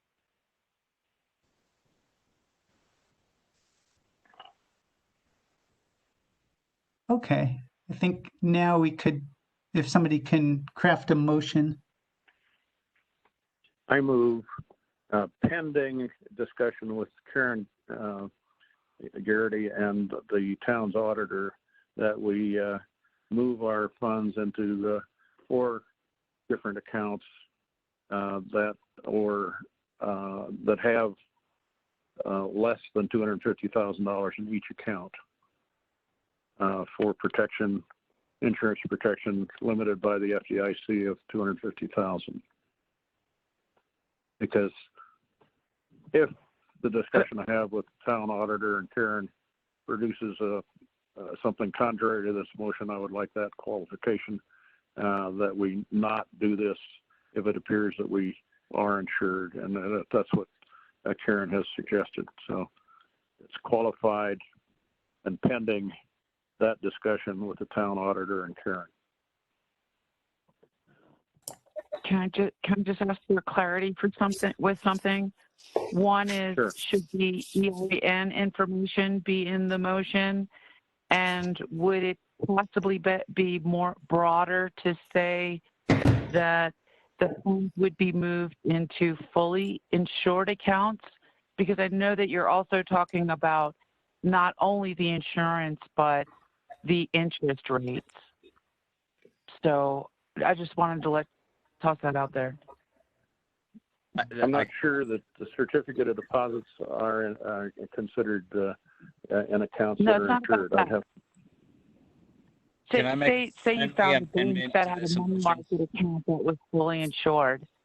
If you found a bank, say Wachovia down in Boulder, and it had fully insured money markets accounts for up to $800,000, well, then we would only need one account. We wouldn't need many. Moving unencumbered funds, I think, is a whole another conversation. We're not talking about moving the unencumbered funds. We're talking about moving the current funds that we're using and not using into accounts that are fully insured. The account is insured up to $250,000. The current limit. Well, yes, and maybe we open 3 others. They're only insured up to $250,000 also. That's the limit of the insurance, so you can't just say an account that is fully insured. The accounts are just insured to $250,000.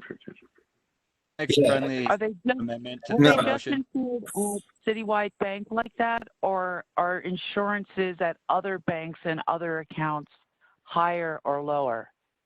No. Like maybe No. Federal might insure their accounts up to $500,000, but maybe Citywide's only doing it to a certain amount.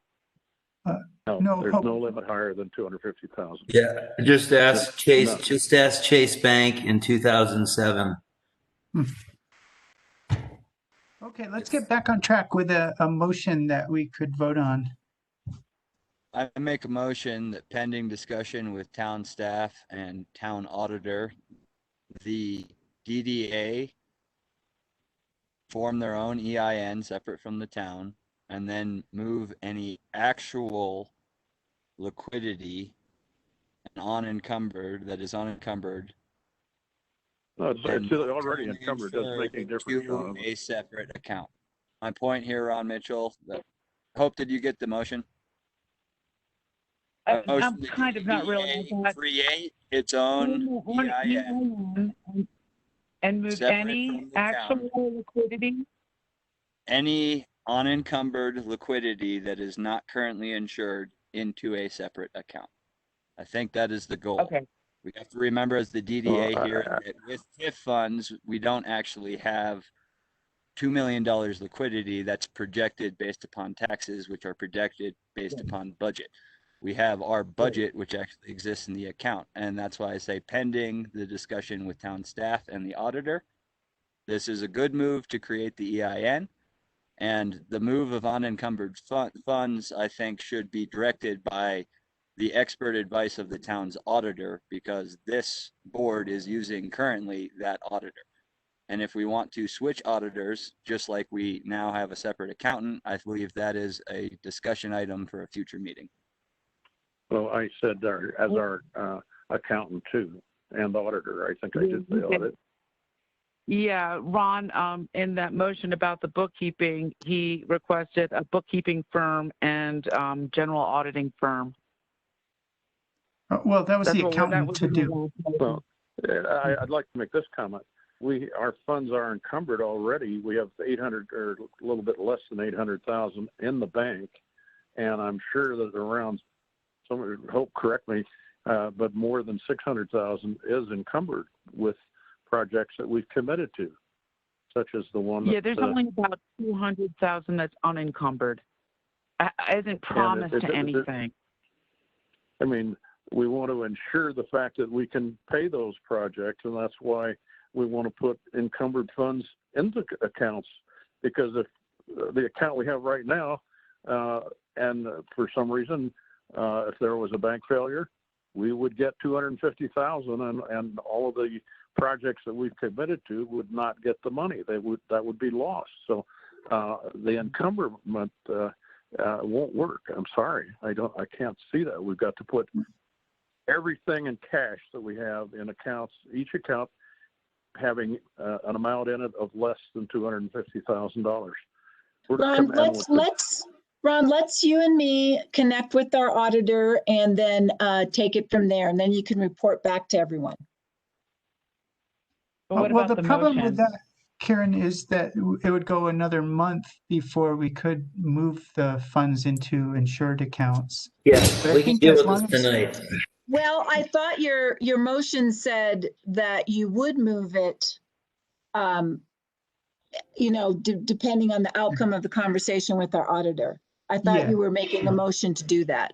Okay, Correct. I thought you were saying not to do that. Pending this discussion, we move tonight to approve, no matter what, the creation of a new EIN for the DDA that is separate from the town. That is a smart move, I believe.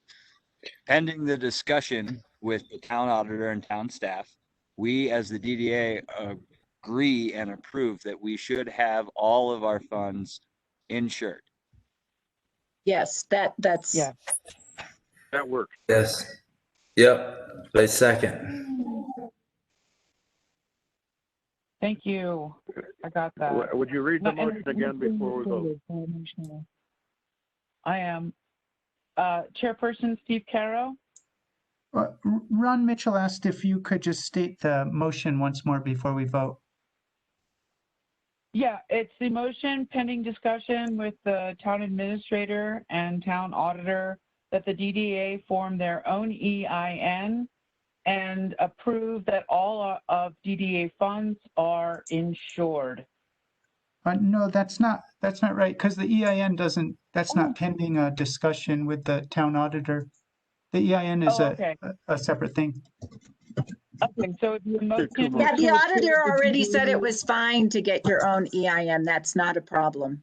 Right. Even if you wanted to continue to be audited through us, which the town is paying for right now, you can have your own EIN and still be audited with us. Okay, so I just took the EIN part out, and I just say a motion pending discussions with the TA and auditor to approve that all NDDA funds are insured. Hope, sorry, because the EIN Federally is- insured. Federally insured. Let me just say something to Just Hope. say insured by the FDIC. And Hope, the motion is also that we will apply for our own EIN. Okay. Just that's not, it's So not a conditional thing. That's, yeah, okay, the motion is to approve the DDA getting their own EIN. Yep, and pending discussion. And pending discussions with the TA and auditor that the NDDA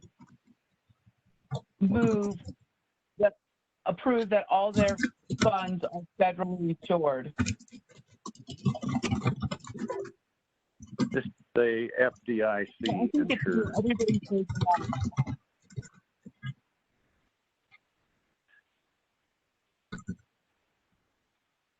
Hello?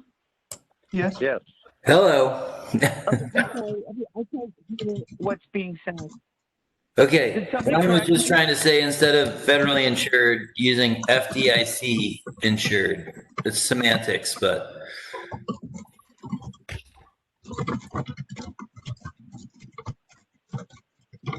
Okay. A motion that the NDDA obtain their own EIN and approve, and after discussions with the TA and auditor, approve that all our funds are FDIC insured. nailed it. Oh, good. Okay. I second that. Chairperson Steve Poole, Yes. Treasurer Ron Mitchell, Yes. Board members Andrew DeWart, Yes. Barb Hart, Yes. Karina Lucier, Yes. Claudia Schaffler, Yes. Ray Olson, Yes. and Board of Trustees Liaison Jonathan Baumhofer. Yes. Okay, thank you, everybody. The next item is an action item with Ron Mitchell and Andrew Dewar presenting the parking on Big Springs recommendation. And before we Okay, start on this one, excuse me, I just wanted to mention that we shouldn't mention any of the newer financial amounts that JVA presented to the board, just because if that becomes part of an RFP process, we wouldn't want that to be mentioned publicly at this point. The old red line information is perfectly fine, but just not the latest proposal they had given to Chris Pelletier, which was passed on to the board. Okay. A little bit of history, then some of the current background of the research that we've done, and then the motions. Over the years, the Frozen Dead Guy Day event has been held. For about 10 years, I was a traffic director, and during that time, we did back-in perpendicular parking on Big Springs Drive on the south side of the street. And that was before the current drainage ditch was substantially deepened, and it couldn't be done now configuration that it's at. About 3 years ago, the idea came up again of trying to do this. I think the board talked about it, and then prior to my joining the board, a contract was signed with JVA to do a preliminary study, which they did, and we've all seen copies of it. We have since had a schematic drawing done pretty close to scale by Flagstaff Surveying, Lee Stedell. And this has, hopefully everybody's seen a copy of it, because it is one of the 2 documents that we are presenting with the RFP proposal for tonight.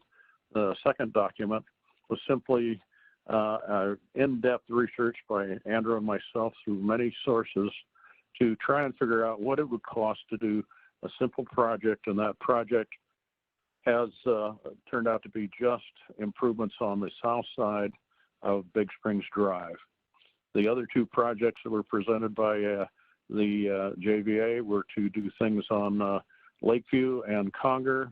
We, at this point, do not want to consider either one of those. There may be something in the future, but again, we'll put a aim in for doing that.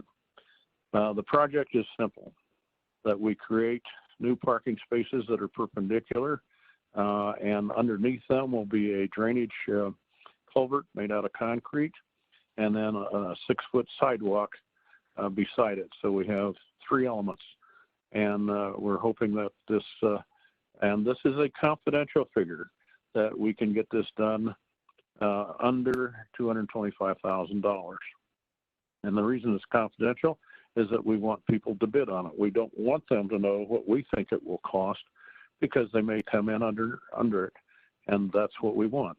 That's a maximum number that we think we would do, and we don't recommend doing it if any of the bids go over. Well, if there's a bid, if all of the bids go over, we probably should very carefully consider not doing it. One of the best aspects of this is that the 2 adjacent property owners we feel are going to agree to share a driveway, which allows us to remove a dangerous drain to the culvert and relocate the inlets for the drainage pipe.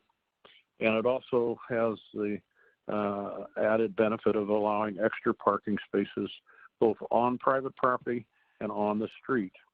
So it adds value to the property. And that's one of the things I think that's a major consideration. In terms of rough breakdown of the costs, the drainage is probably about 40% of the project. The sidewalk is about 30%, and the parking spaces is about 20%. It's, again, roughly about $6,000 a space for the parking. And the question then, it's normally $3,000, but we have to do that infrastructure work to get the parking. There's no other way, and adding the sidewalk only makes good sense. So we have written up a draft RFP for your perusal. Recommendations for changes are in order if you so desire. It's a RFP that is based on performance and not based on hours put in. So it puts the bidders and the somewhat at risk to do the project. And we think that there are options that will entice them to give us good bids. So I'm ready for, well, Andrew, go ahead. If you'd like to add anything, please do. Well, without speaking about numbers, I sent everyone information, data. Number 1, Lee's plan. Number 2, a proposal by an alternate company. And Karen and Chris, I have nothing personal against JVA. It's just when you have 180 people working in a 4-story building right across from City Hall, they have a massive amount of overhead versus a 5-person outfit in Louisville. So that's my rant. That's it. Any other questions? comments. Well, I have some questions, but I'll wait till my turn. Yeah, Sure. sorry, I was muted there. Yeah, I think that there are definitely going to be some questions. One thing just to kick it off was I was trying to find out how the RFP, basically the AIM is asking us if we have any input or if we would approve the RFP as it is to be sent out for bids. But I'm trying to find out, based on the BOT meeting that Andrew and Ron attended, was there any direction from the BOT of what they asked you to do before coming back to them? Yeah, I they just wanted to wanted make sure that we're in line Yes, with there that was. tonight. they wanted more clarity, more detail, more breakdown. Hence the schematic, hence the RFP, hence the survey, and the alternate proposals from other firms. Okay. And the other question I had was how the JVA's proposal, the most recent one that we're not going to be discussing dollar amounts on, but how that ties in with the RFP that you're asking us to approve that you send out. Specifically, I'm wondering, I couldn't quite tell from reading this RFP that you presented tonight whether that it would include engineering component very similar to what JVA's proposal that they sent back to Chris recently was encompassing. I was just trying to understand how that I'll answer relates. that. I was working on the proposal or the RFP all week last week, finished it up on, I think Saturday afternoon or I think it was Sunday afternoon. And after I had sent it out, about 4 hours later, we got the document from JVA. So I guess directly there is no correlation between JVA's submission of their documents and our RFP. And there was not any intent for there to be. Sure. Just let me just add, the alternate firm presenting had assumed a lot of site visits, but in the email they said, we really don't need to come up there 3 times a week if you're, public works, etc., can keep an eye on things. Like, they're happy to come up, but there's substantial savings to be had if we don't need them to come up 3 times a week. Well, also, I would like to say this too. The RFP is to go out publicly. So there may be other engineering firms that would be interested in looking at this, other than the 2 that have been contacted that have shown an interest at this point. When you send out an RFP, it should go out to every engineering firm you can think of that might be interested in, and maybe general contractors too, who might turn around and get their own engineer. We don't know. When you send out an RFP, you never know how people are going to respond to it. I remember when the RFP went out for the Ned pits, there were about 6 or 7 bids, and they were different as night and day. Some were thick and heavy and well polished, and others were very plain Jane. So this is not a fancy RFP. This is not a fancy project. This is a very simple little project, and we don't want to make it complicated. We want it to be very clear and precise. And so I hope that answers your question, Steve. It does somewhat, and I apologize that I seem not very clear about it, but I did want to clear up I think the thing that I'm not clear about is the JVA, that proposal that came in on its own, separate from the RFP, that seemed to be all about creating a design for the construction and, doing all the engineering work for it, but it didn't address any of the actual construction. And the RFP that you present tonight, to me, seemed more like it may encompass the construction, almost like a contractor who would also be hiring a engineering firm to do the component that JVA's proposal was for. I'm not sure if you followed that. Well, in answer to that, Steve, an engineering firm could bid on this and hire the contractors, or Okay. the contractors could bid on it and hire the engineers. Either way, the engineering has to be done.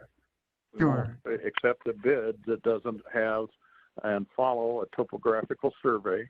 And I think what we would like to do is break out on the costs when we get deeper into doing this. The survey, we will have that done ourselves, and then that would be something we would present to right along with the RFP.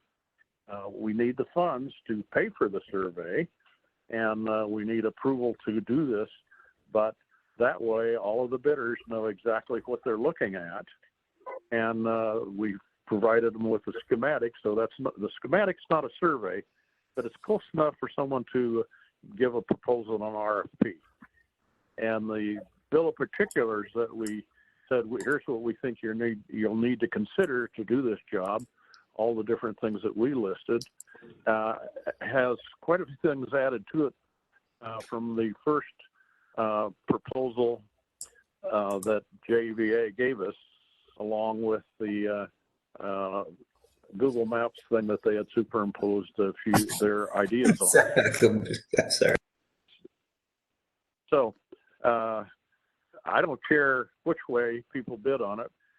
We want reliability. We want insured contractors, and we want to see us have an excellent job. And you notice that, as I said, this is a performance-based RFP, not an hours or a cost-plus. It's not inviting cost-plus bids, and it's a simple job. So, but those are the criteria. It's got to be engineered. It's got to have a survey, and you got to present the thing at the time frame that we give you. You have to finish the job, and you notice at the end there we're proposing a bonus to whoever does it, as long as it's under our figure of $225,000, which everybody should keep confidential. And there's a penalty if they don't finish it within the time period. And that would be something that would be negotiated with the winning bidder, because you're not done even if you select a bid. You have a lot of details have to be worked out with whoever wins the bid, and the time frame that they could do it. We would, Andrew and I have looked around and tried to figure out how much time this would take, and informally talked to a lot of people. So somewhere between 4 and 6 weeks. But the one thing we do not want to do is have any work done in the ground when there's frost coming. That's a very dangerous thing to do. So we want to make sure that if we get it done right away and that this passes, that it's done before we have any freezing. Otherwise, we're going to have to wait until next spring. Ron, this is Karen. Can you just clarify then for me that your plan is to come back to the Board of Trustees with a finalized concept and also the RFP for approval? I think we're close to the RFP that we want. If the board likes it as it is, I've tried to explain it as best I can, but I'm open to any kind of suggestions that if somebody wants it. An RFP is. Well, no, I'm just asking, Ron, I'm just asking you, are you coming back to the Board of Trustees then with a conceptual plan like they asked for with more details? Yes. And a copy of the RFP? Yes. We're coming back with the plan and the RFP, and we're asking for the approval at that time. Yes. Perfect. Thank you. And what we're going to ask the board for, this is pretty much in general, and we'll ask them the same question. You see anything here that you feel is out of order, out of line? And secondly, if not, if you do, we'll add to it. But it doesn't. Then we're also at the same time asked for the $225,000, because we've got to get the survey done right away. That's part of sending out the RFP. And we need the authorization from the BOT for the no more than $225,000, and we have to spend some money right away to get the survey, the topographical survey, to get that into the RFP. So this is a little bit of a dilemma, this approval process. I've find it hard. To get exactly what you want, you have to spend some money, and we know that we want to do this. We've already spent $7,000, and I think we have used that information to bring us this far. We're now going to need a few $1,000s more, but our proposal is this is the project. 3 elements to it. It's simple. It's not. We don't want to get involved with CDOT because that takes time, and we want to get this project done, approved, paid for, and built. And we want chocolate ice cream or whatever ice cream for the DDA, but just a batch of ice cream. Okay. And so, Ron, for tonight, what is the question that you're asking of the board? Like, what are you asking us to be voting on? Will you approve this DVA for this RFP for presentation to the DDA? That's number 1. And the other element is number 2. Will you authorize us to apply for approval to move the project forward with the as this is proposed for $225,000 or less, but no more. Let's say this way: no more than $225,000. And Don, Ron, I think you said DDA, but we meant BOT, right? We want to bring this to the BOT. I did mean BOT. Yes, thank you. Gotcha. Okay. Well, thank you. That was a lot of questions from me, but I'd like to run down the list and see if anybody else has questions for clarity. Barbara Hart, do you have any questions for them? No, I have no questions. Okay. And Rhea?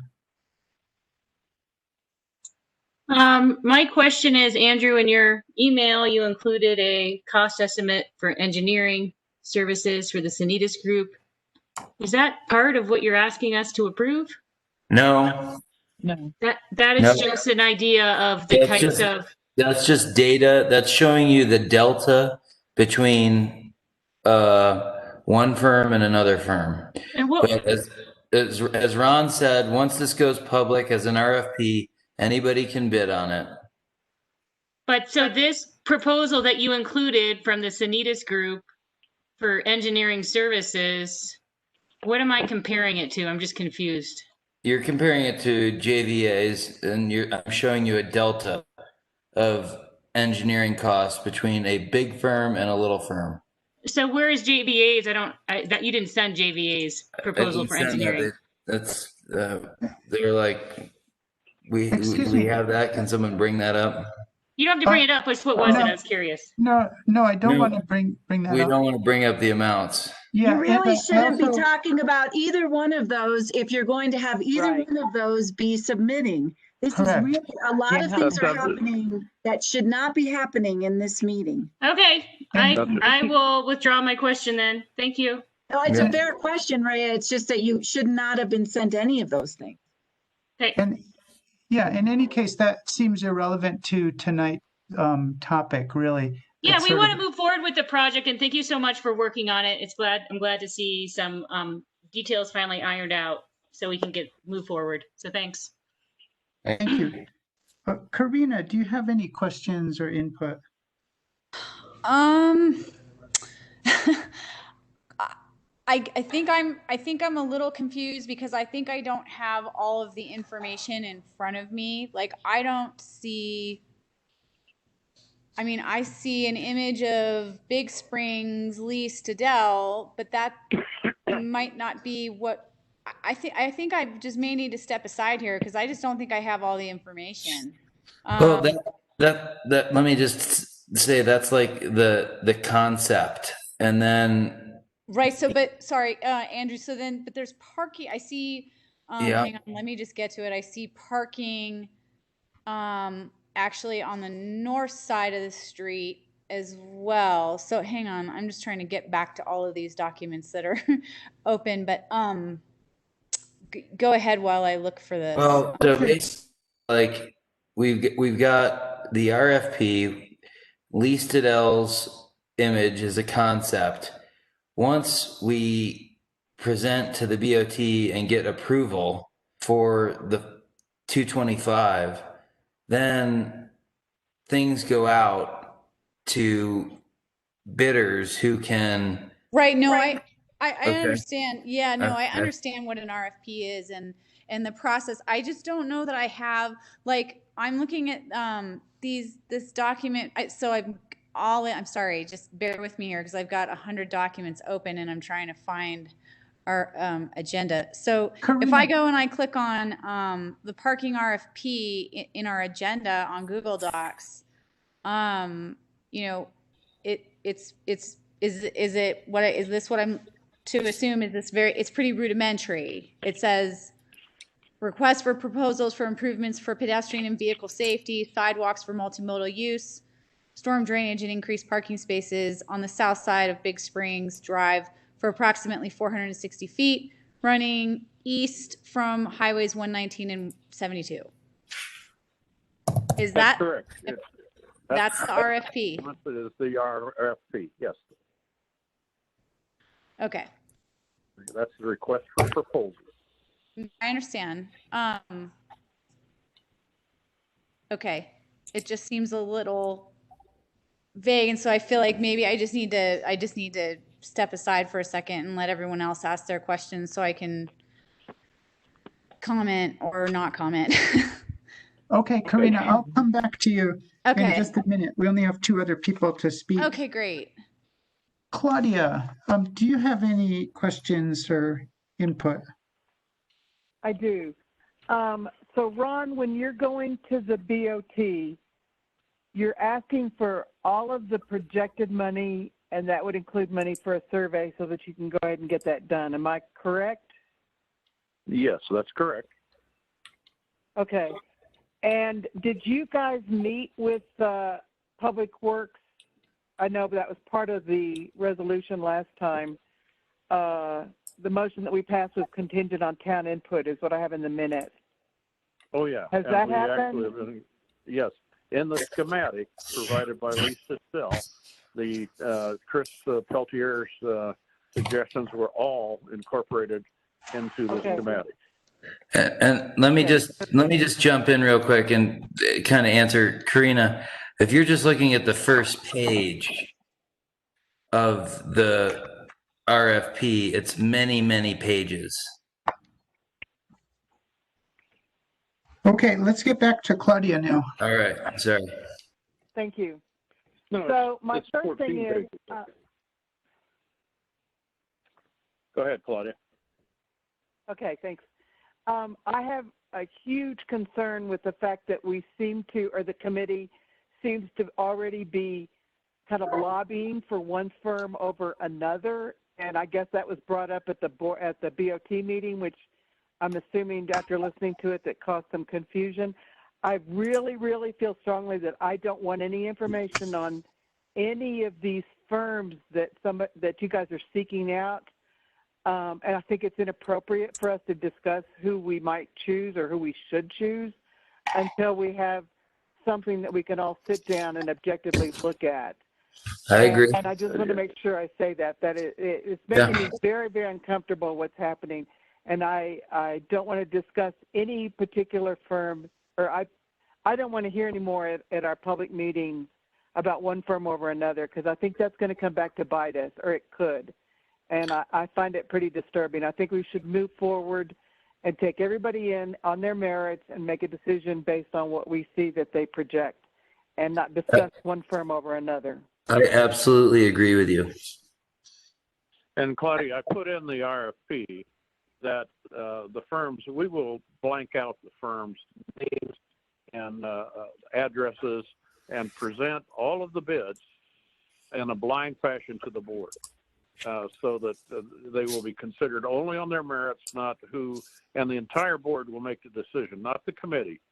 Committee's job is to present you with the bidders on the RFP, and you, the committee as a whole, will get those well ahead of time, hopefully a month or maybe even more if we get as many bids as I think we got. I think, roughly speaking, we will be lucky to get 5 or 6 bids.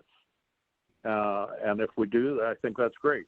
But the committee then steps to the side and presents all of those and all the personal financial information. We've asked from those people will not be public. And there's a statement in there that the bidders can request all these things to, and we would seek probably legal advice. If somebody didn't want to give us a financial statement, then they'd have to give us enough reference, or I don't know, a Dun & Bradstreet rating or something like that to convince us that they're have enough financial strength, skill, and acuity to get the job done within the time prescribed and for the money that they say they can do it for. And we'll have a legal team review and create the construction contract when that comes time. Okay, well, let me just say one thing. I very much value the committee's opinion. I probably won't be able to look at any of these and make as much sense of it as someone with this kind of experience will. So it's not that I don't want your opinions on what you suggest. I just want to make sure that we're doing it in a completely fair, objective manner, and that we're not hashing it out based on what we think or what we feel or what we are projecting about any particular company.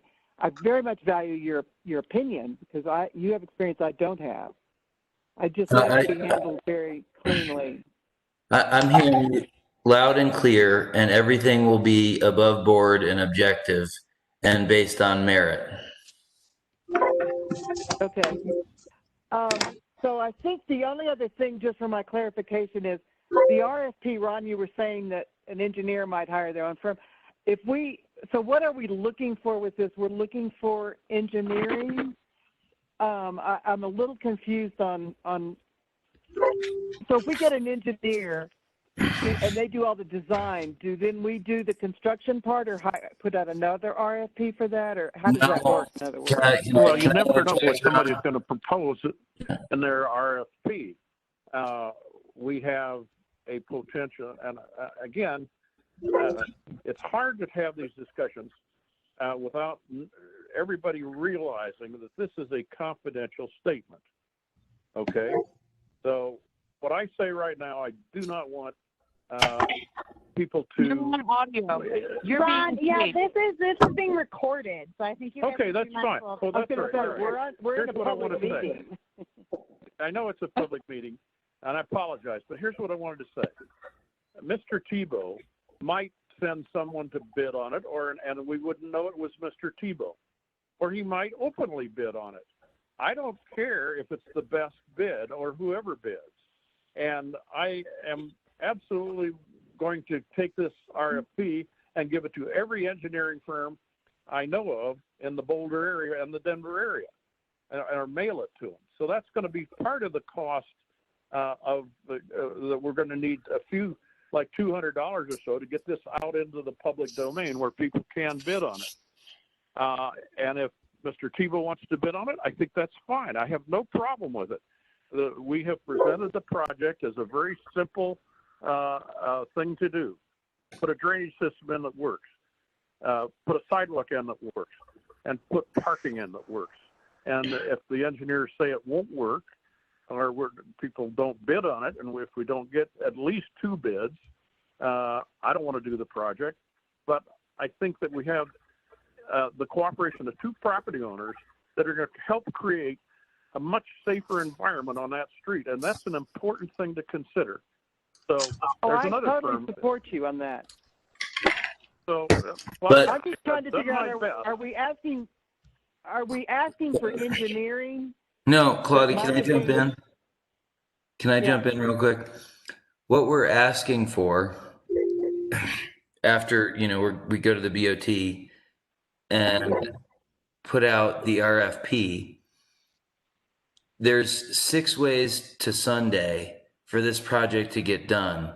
And what Ron is trying to say is that we don't know whether it's going to be a general contractor that hires an engineer, or an engineer that hires a general contractor, or a cutout that is working for someone else. It doesn't matter as long as they're above board, insured, follow the rules. Like, there's, you don't know in construction, Okay. you know? Okay, no, that makes sense. That's what I'm asking for clarification on. Yeah. So we honestly don't know what we're going to get. Based on what we get, then we would make a decision on what our next step is, or what we decide on be our Yeah, next step. we would vet them. We would vet them. No, I'm just talking about how we move forward. Right. You do all your things, and there's a recommendation, or we decide on somebody. Then we move forward from there, and there may be another RFP, for example. Am I correct, or is that totally off base? No. There would not be This would be another the only RFP. RFP. Okay, this would be all inclusive, in other words. Yep, all in. Okay, okay. And I apologize, this is not my field. That's what I'm just trying to No, it's understand. cool. Okay. It's all right. No, I think it's good that you do ask these questions, Claudia. I'm glad you have, because one of our options is we don't have to accept any of the bids, and it's right in the RFP. If we don't like the way we get or what we see, or we don't think we should present it to the board, we'll tell you. Here they all are. We don't like any of them. You decide. But and that might happen. Okay. And I totally support this project. I hope you know that. This has nothing to do with the project. I appreciate the fact that you're moving it along. I think they're very good questions, Claudia. Thank you. Sure. Okay. I'm done. Thank you, Claudia. Okay, great.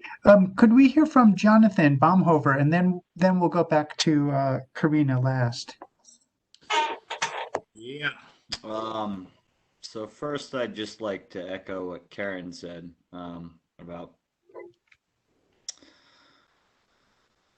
how a board needs to operate and how it needs to function, and also echo what Claudia just said, that this whole conversation has made me very uncomfortable because there are so many lines that this board has crossed that they were not supposed to in this discussion.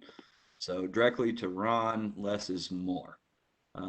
These are great discussions and conversations, but as Claudia pointed out, this is a public meeting and you're being recorded, and you literally said this is a confidential message or number in a public Well, I meeting. apologize. I mean, I don't hear an want. apology, Ron. Let me speak. It's my time.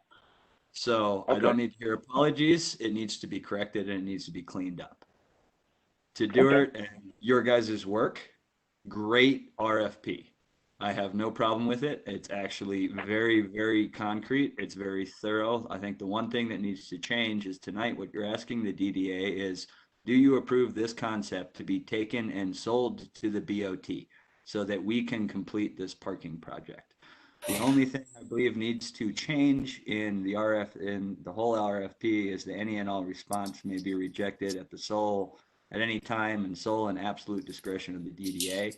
And it's not that I don't trust you guys and your ability. It's just we are a town board. And under this town board, you do have oversight of the BOT.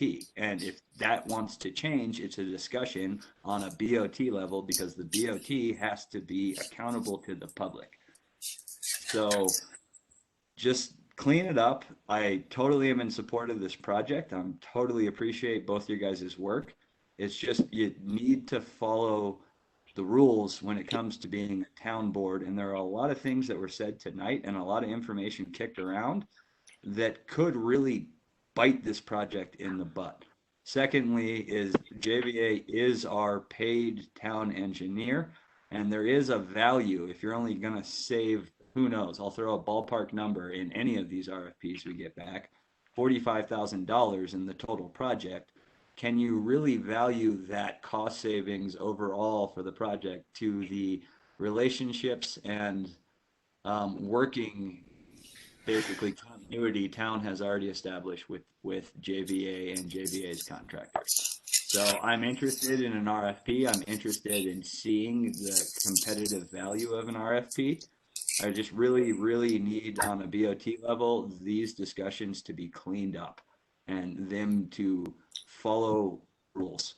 So Got I it. appreciate this work. I'm sorry if I came across harshly, but You're good. very uncomfortable. We're married to JVA until December 31st of 2022.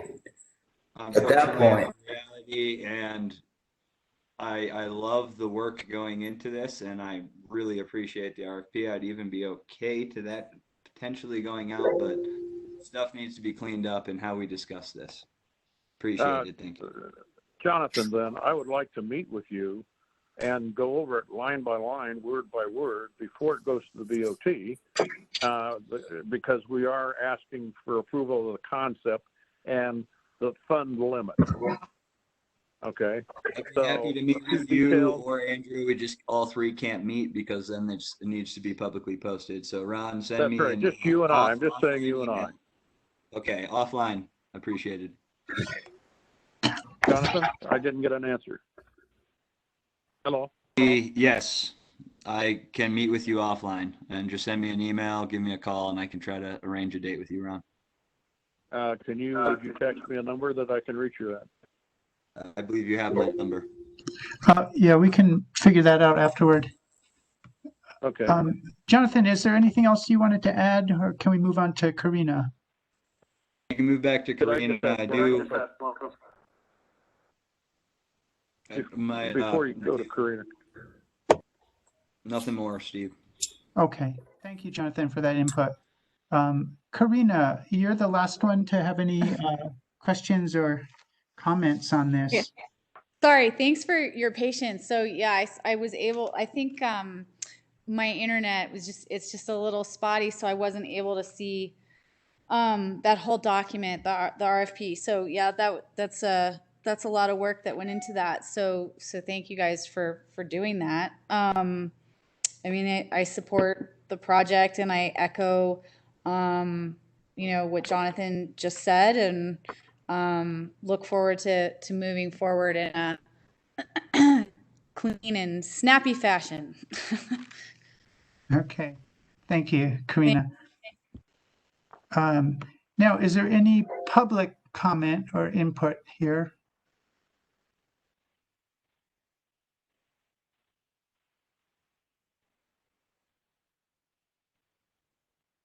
Okay, it looks like no. In fact, I don't see any public on the call right now. I just have a quick question just for clarity. Yes. Ron, you mentioned that we need the survey, but in order to do the survey that's going to go in the RFP, that you need the funding. So can the RFP be presented as conditional with the survey being put into it, being approved once the survey is in?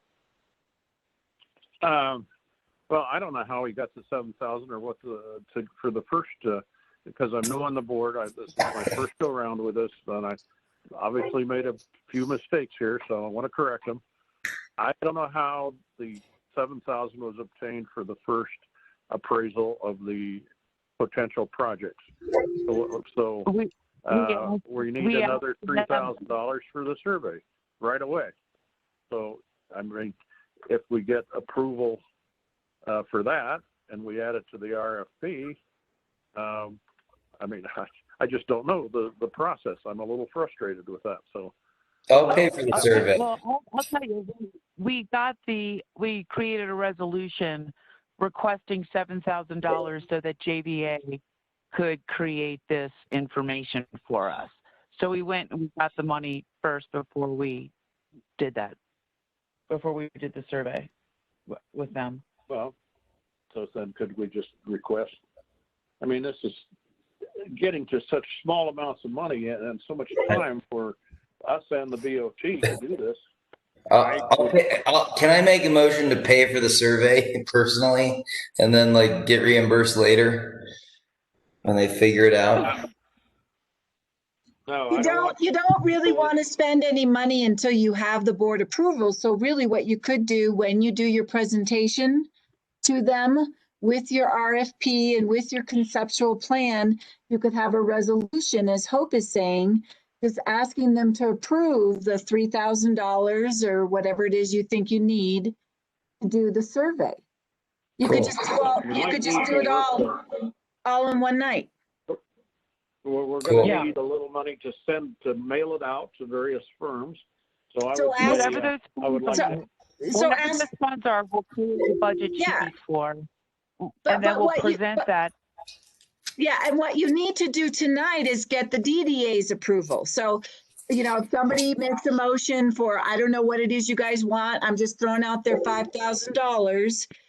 That you could put that in a resolution that you're going to use 3,000 for the survey and 2,000 to get the RFP out or whatever. You have that resolution ready to go. So if the board does approve the conceptual plan and approves the RFP, maybe with some changes, I'm just making stuff up here, then you've got a resolution ready to go as well. And you just do it all in one fell swoop. Perfect. And then once we agree on one of the companies, as we're looking at the people who submitted that, then we can go to the BOT requesting how much ever money we need for it. We did approve funds for it, but we can't move forward without the BOT's approval, or you know, to borrow those funds from them in a resolution.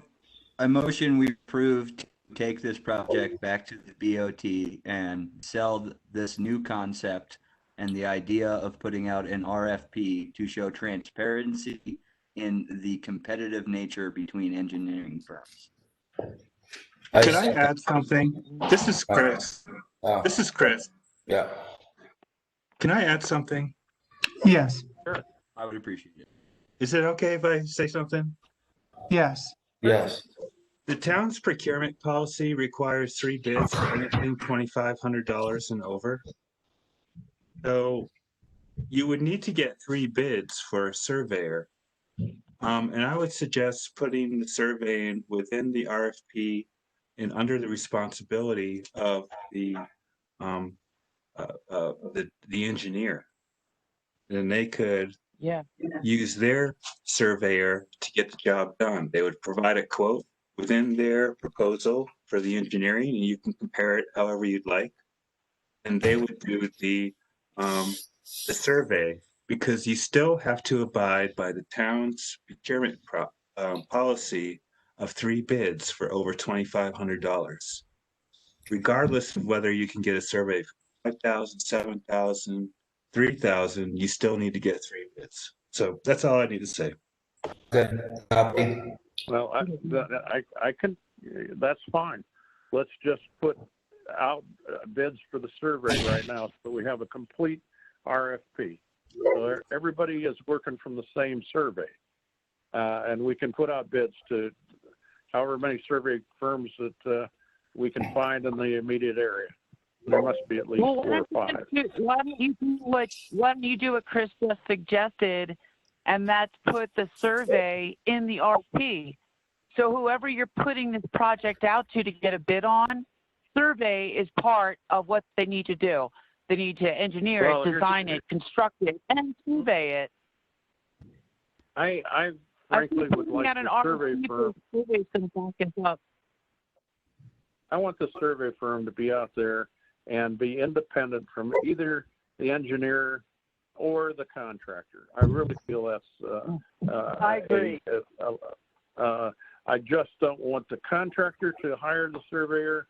That's too close a relationship.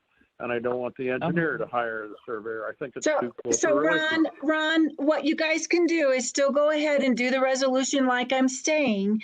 And in the resolution, you can word it such that for the survey, if it's over 20, you will put it out for 3 bids because you're expecting it to be over 2,500 or whatever. We can still do what you're asking to do. You just have to be able to, get 3 bids, which should not be hard at all. Yeah. Okay, good. Thank you, Karen. I appreciate that.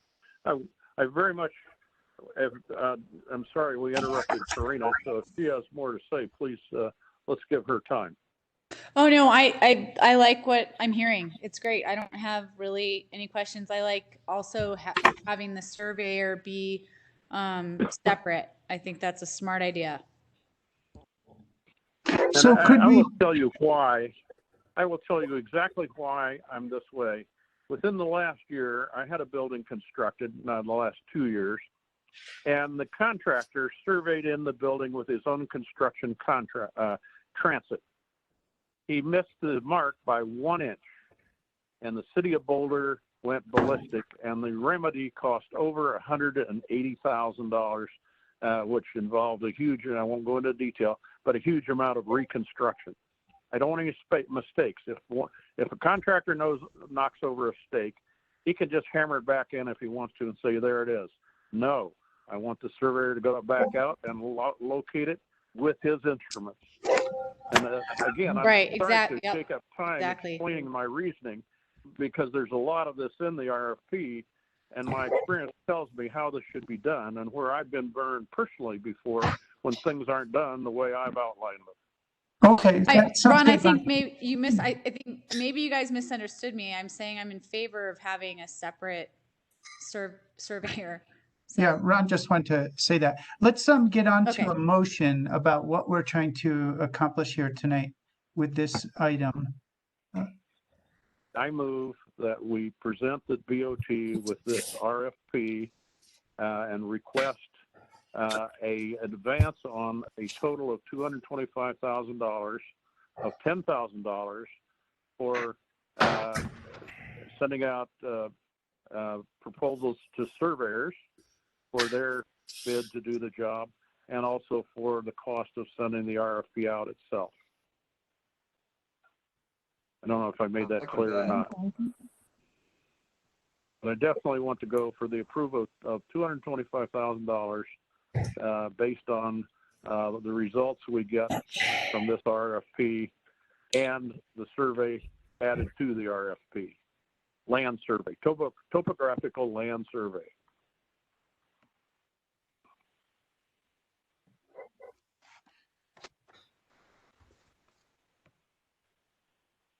I'm not really clear on what that motion is.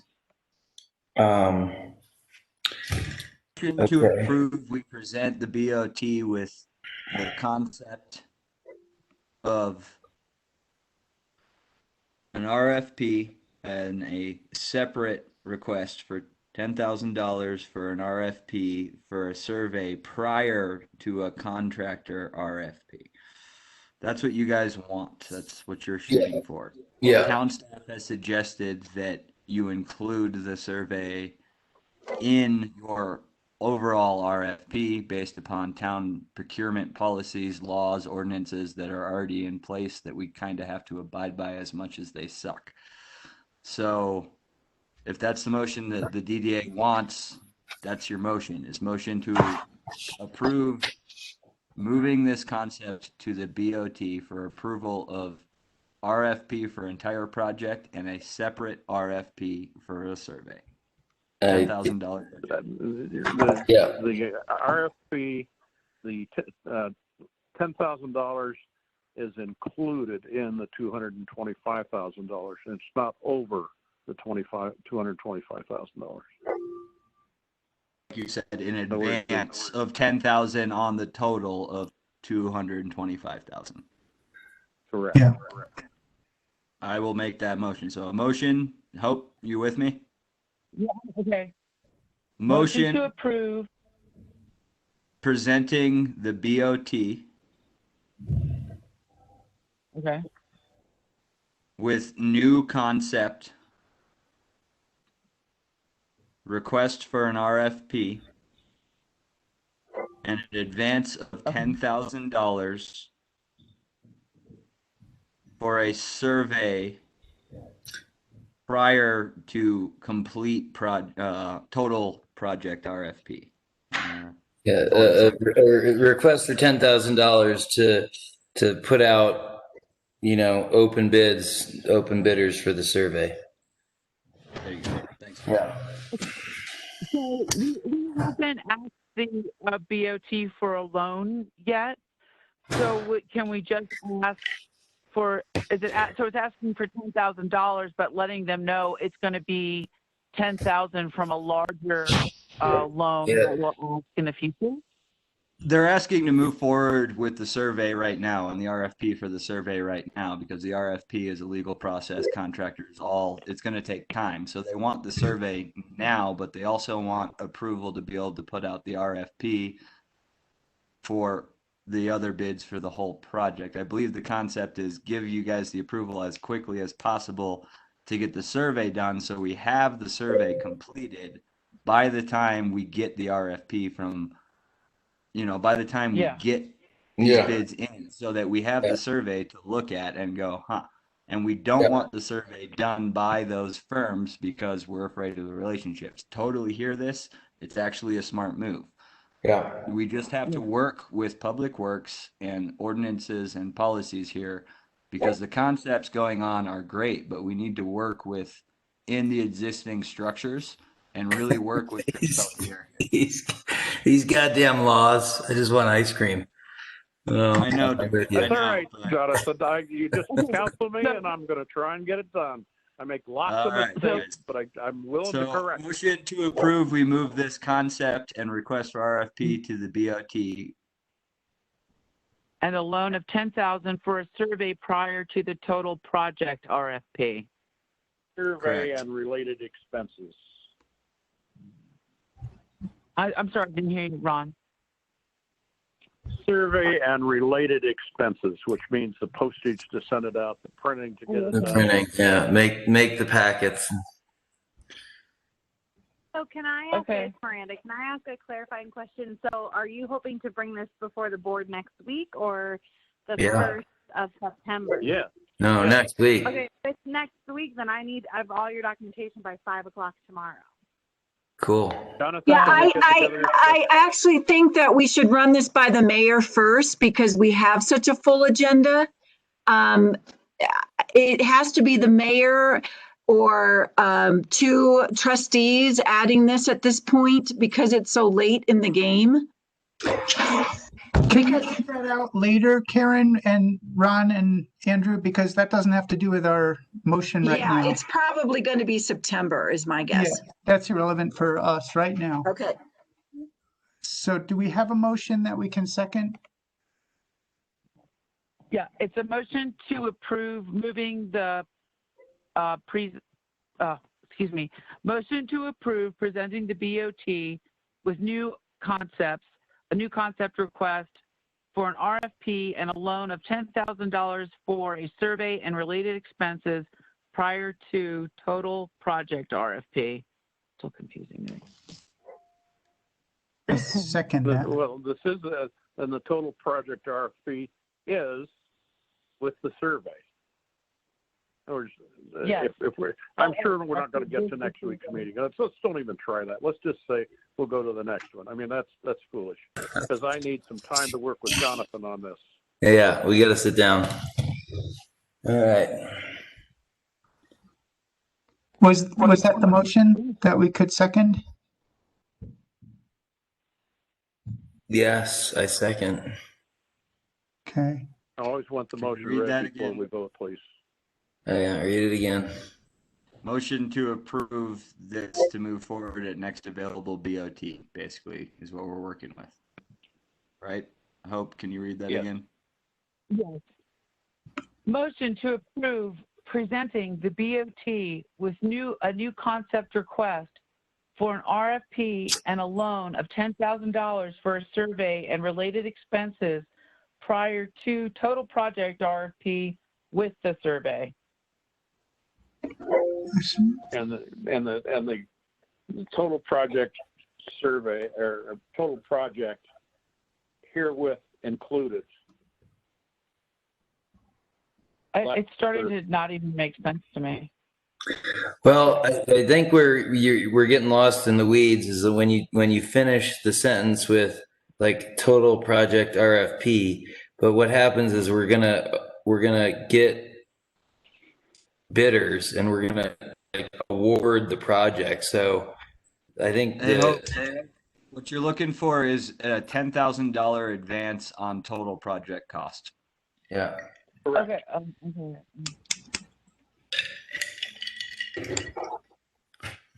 Prior to awarding the winning bidder.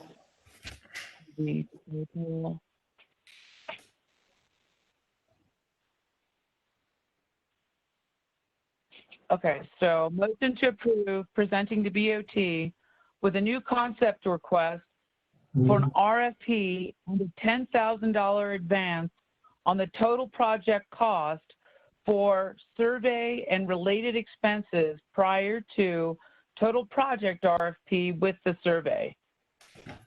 Put the $225,000 in there right after the first $10,000. I want the maximum figure for the project included in this resolution. Okay. And then read the. Okay, so and a $10,000 advance on the $224,000 total project cost Yeah. for And then survey and related expenses prior to the project RFP with the survey or including the survey. Okay.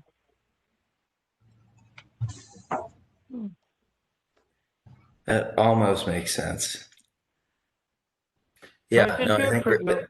I think we're there. DOT with with the new concept request for parking, right?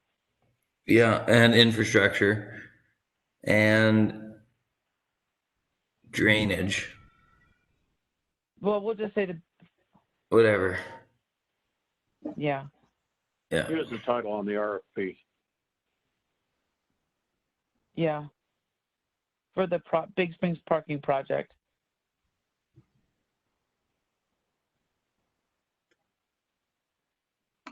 Okay. Motion to approve presenting to DOT with a new concept request for the Big Springs parking project for an RFP and a $10,000 advance on the $224,000 total project cost for a survey and related expenses prior to the total project RFP, including the survey. Yeah, and just like prior to, awarding any bids, but I don't want to get lost in the weeds. Maybe I'm lost in the weeds. There's no bids without the RFP. Yeah, got it. Okay. Bids. All right. Lost in the weeds. That's good. Yeah. Okay. So let's vote. Chairperson do I say that, or Steve, do you want to say that? No, you can say it. Did you ask for public comment at any time during this particular issue? Yeah, it's an action item, so we need public comment if there is any. Okay, is there any public comment on this? Okay,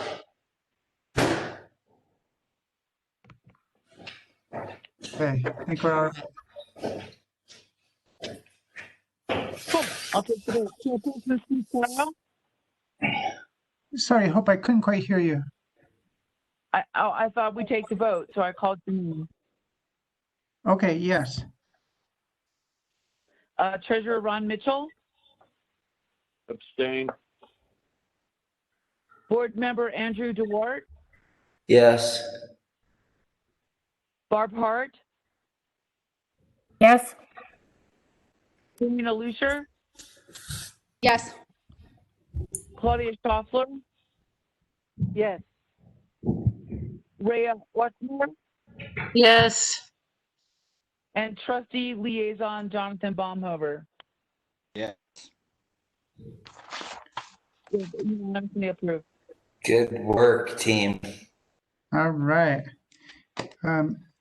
Next up, we have informational items, 3 minutes each, if possible. Claudia, we were looking for, I think, any update on the banners for town. Sure. They're all out, everything that I've ordered. Thank you, Ron, who had some amazingly funny and worthwhile sayings to contribute. I think I'm still waiting on one invoice, but I think I've only spent about $800 so far. So I'm below budget. My question is, do you guys want me to do more? I'm covered to do something else or do some more, or do you have any suggestions on sign placement? And you're welcome to email those to me. We don't need to spend a lot of time tonight, but I guess my big question is, do you want me to do another round or do another set? But I'm happy with them. I hope everybody else is, but I'm willing to, of course, I want to hear any comments. They're I have great. two. Claudia, was a great idea. I had a lot of fun writing that stuff. I'm glad you liked it. I've had feedback. They're very effective. People have told me that people are walking in and almost nobody comes in or even tries without getting a mask on.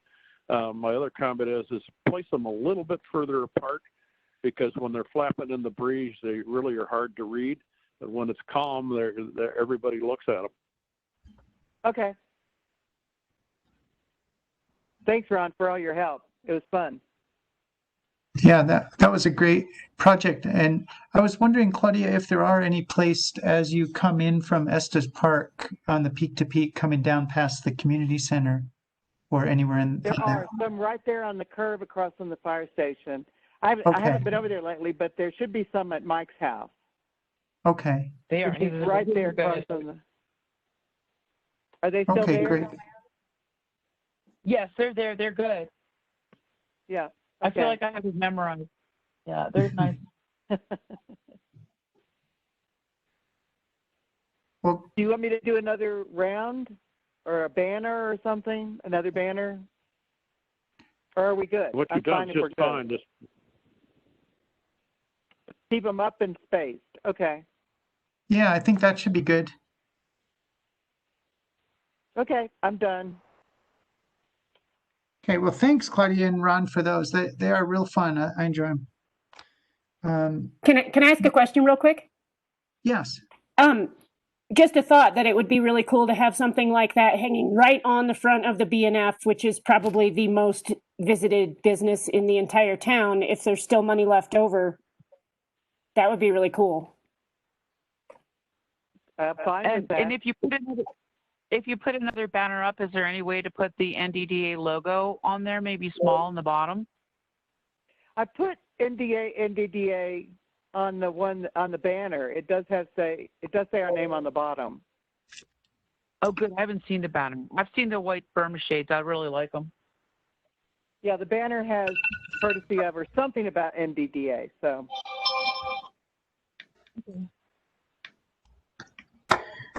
Okay, are we good on that, or did we want to talk about it more? Nope, I'm good. Okay, great. Thanks, you guys. Next up, we have the executive director report. Oh, great. I'm sorry. And I will add this to the packet. It's not too long. First, I'd like to really welcome Karina to our meeting, and I really appreciated a nice conversation with her, going over some of the projects that the DDA is looking at and working on. So I really look forward to working with you, Karina. Our stopgap funding, the DDA has spent $83,950 thus far. There were two businesses that I just requested more proof of payment, and both businesses are very positive and working really well with, I believe, Miranda and I. And if I've questioned anything, I think Miranda and I are working well together on that. So I feel pretty good about it. I sent in the fund transmission papers for the DOLA Coronis Relief Fund so that the funds will go into the DDA bank accounts. And I reached out to DOLA on Monday to confirm that they received those documents. They said they have, they're reviewing them, and that they would get back to me as soon as possible. As a reminder, the money will cover the porta potties, the grant funds, $83,000, and plus whatever we spend before August that has gone out, as well as consultation expenditures. And the DDA will have about $50,000 of projected funds for any projected projects. So I'm really excited about that. The Boulder County grant that we manage has roughly about $3,000 left in it. And I'm going to focus that funding on Allen's Park. The people there are struggling, and I reached out to the old gallery and have connected with a few of the businesses in the area. One of them did close because of COVID. I'm going to be reaching out with I guess it's Rhea, but I was thinking Claudia about just beautification to touch base, and just hope that we can get together for a meeting just to review kind of where we are. And that's it. Thanks. Great, thank you. Let's see, then my chair report isn't time sensitive, so I'd rather push that till next month's meeting to save some time. But I did want to welcome Karina and say that we're really happy to have you on the board.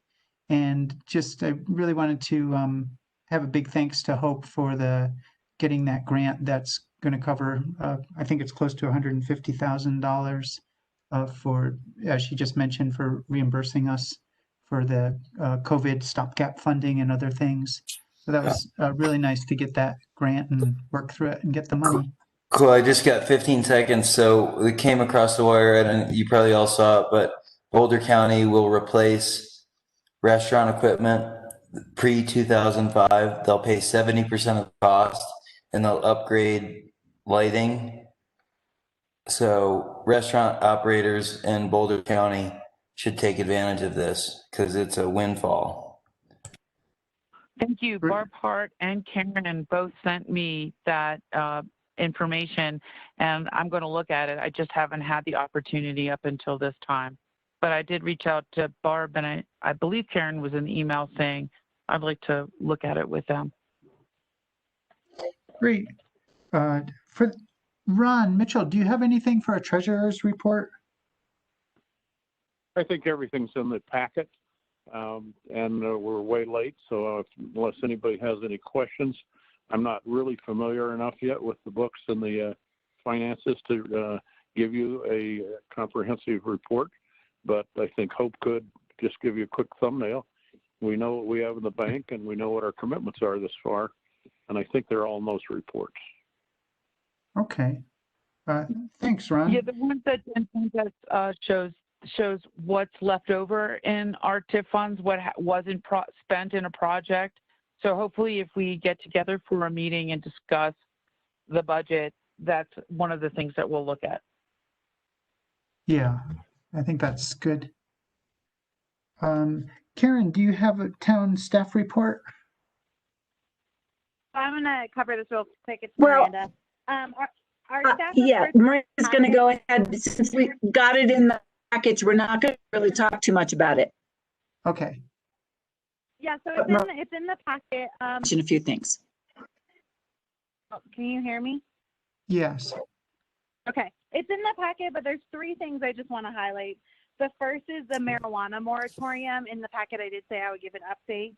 The board met last night for a special meeting, and they did decide to put into place a moratorium on all marijuana license applications, and that will last for 6 months. And then during the moratorium, we will work with the Board of Trustees to develop some guidelines for future applications, which may be distance between applications or how many dispensaries can be in town, some regulations like that. So more to come on that. In the packet, I also talked about the GOCO Resilient Communities grant that we're working on with ProSab, and they are looking for some feedback. So there's more information about what we're looking to do, but it's really kind of upgrading the pocket park so that there's more places for people to spread out outside of just Chipeta. So if you have any feedback, we'd love for you to either attend a ProSab meeting or to send me an email about whatever you'd like to see done for that grant. And then the last thing is I just received some additional hand sanitizer, 16-ounce hand sanitizer bottles and surgical masks that I'm going to send an email to the businesses to start picking up next week for them as a part of our Boulder Economic Vitality Grant. And the rest is in the packet. Great, thanks. Thanks, you guys. Do we have any update on the electrical box for the committee? Yeah, it needs a roof.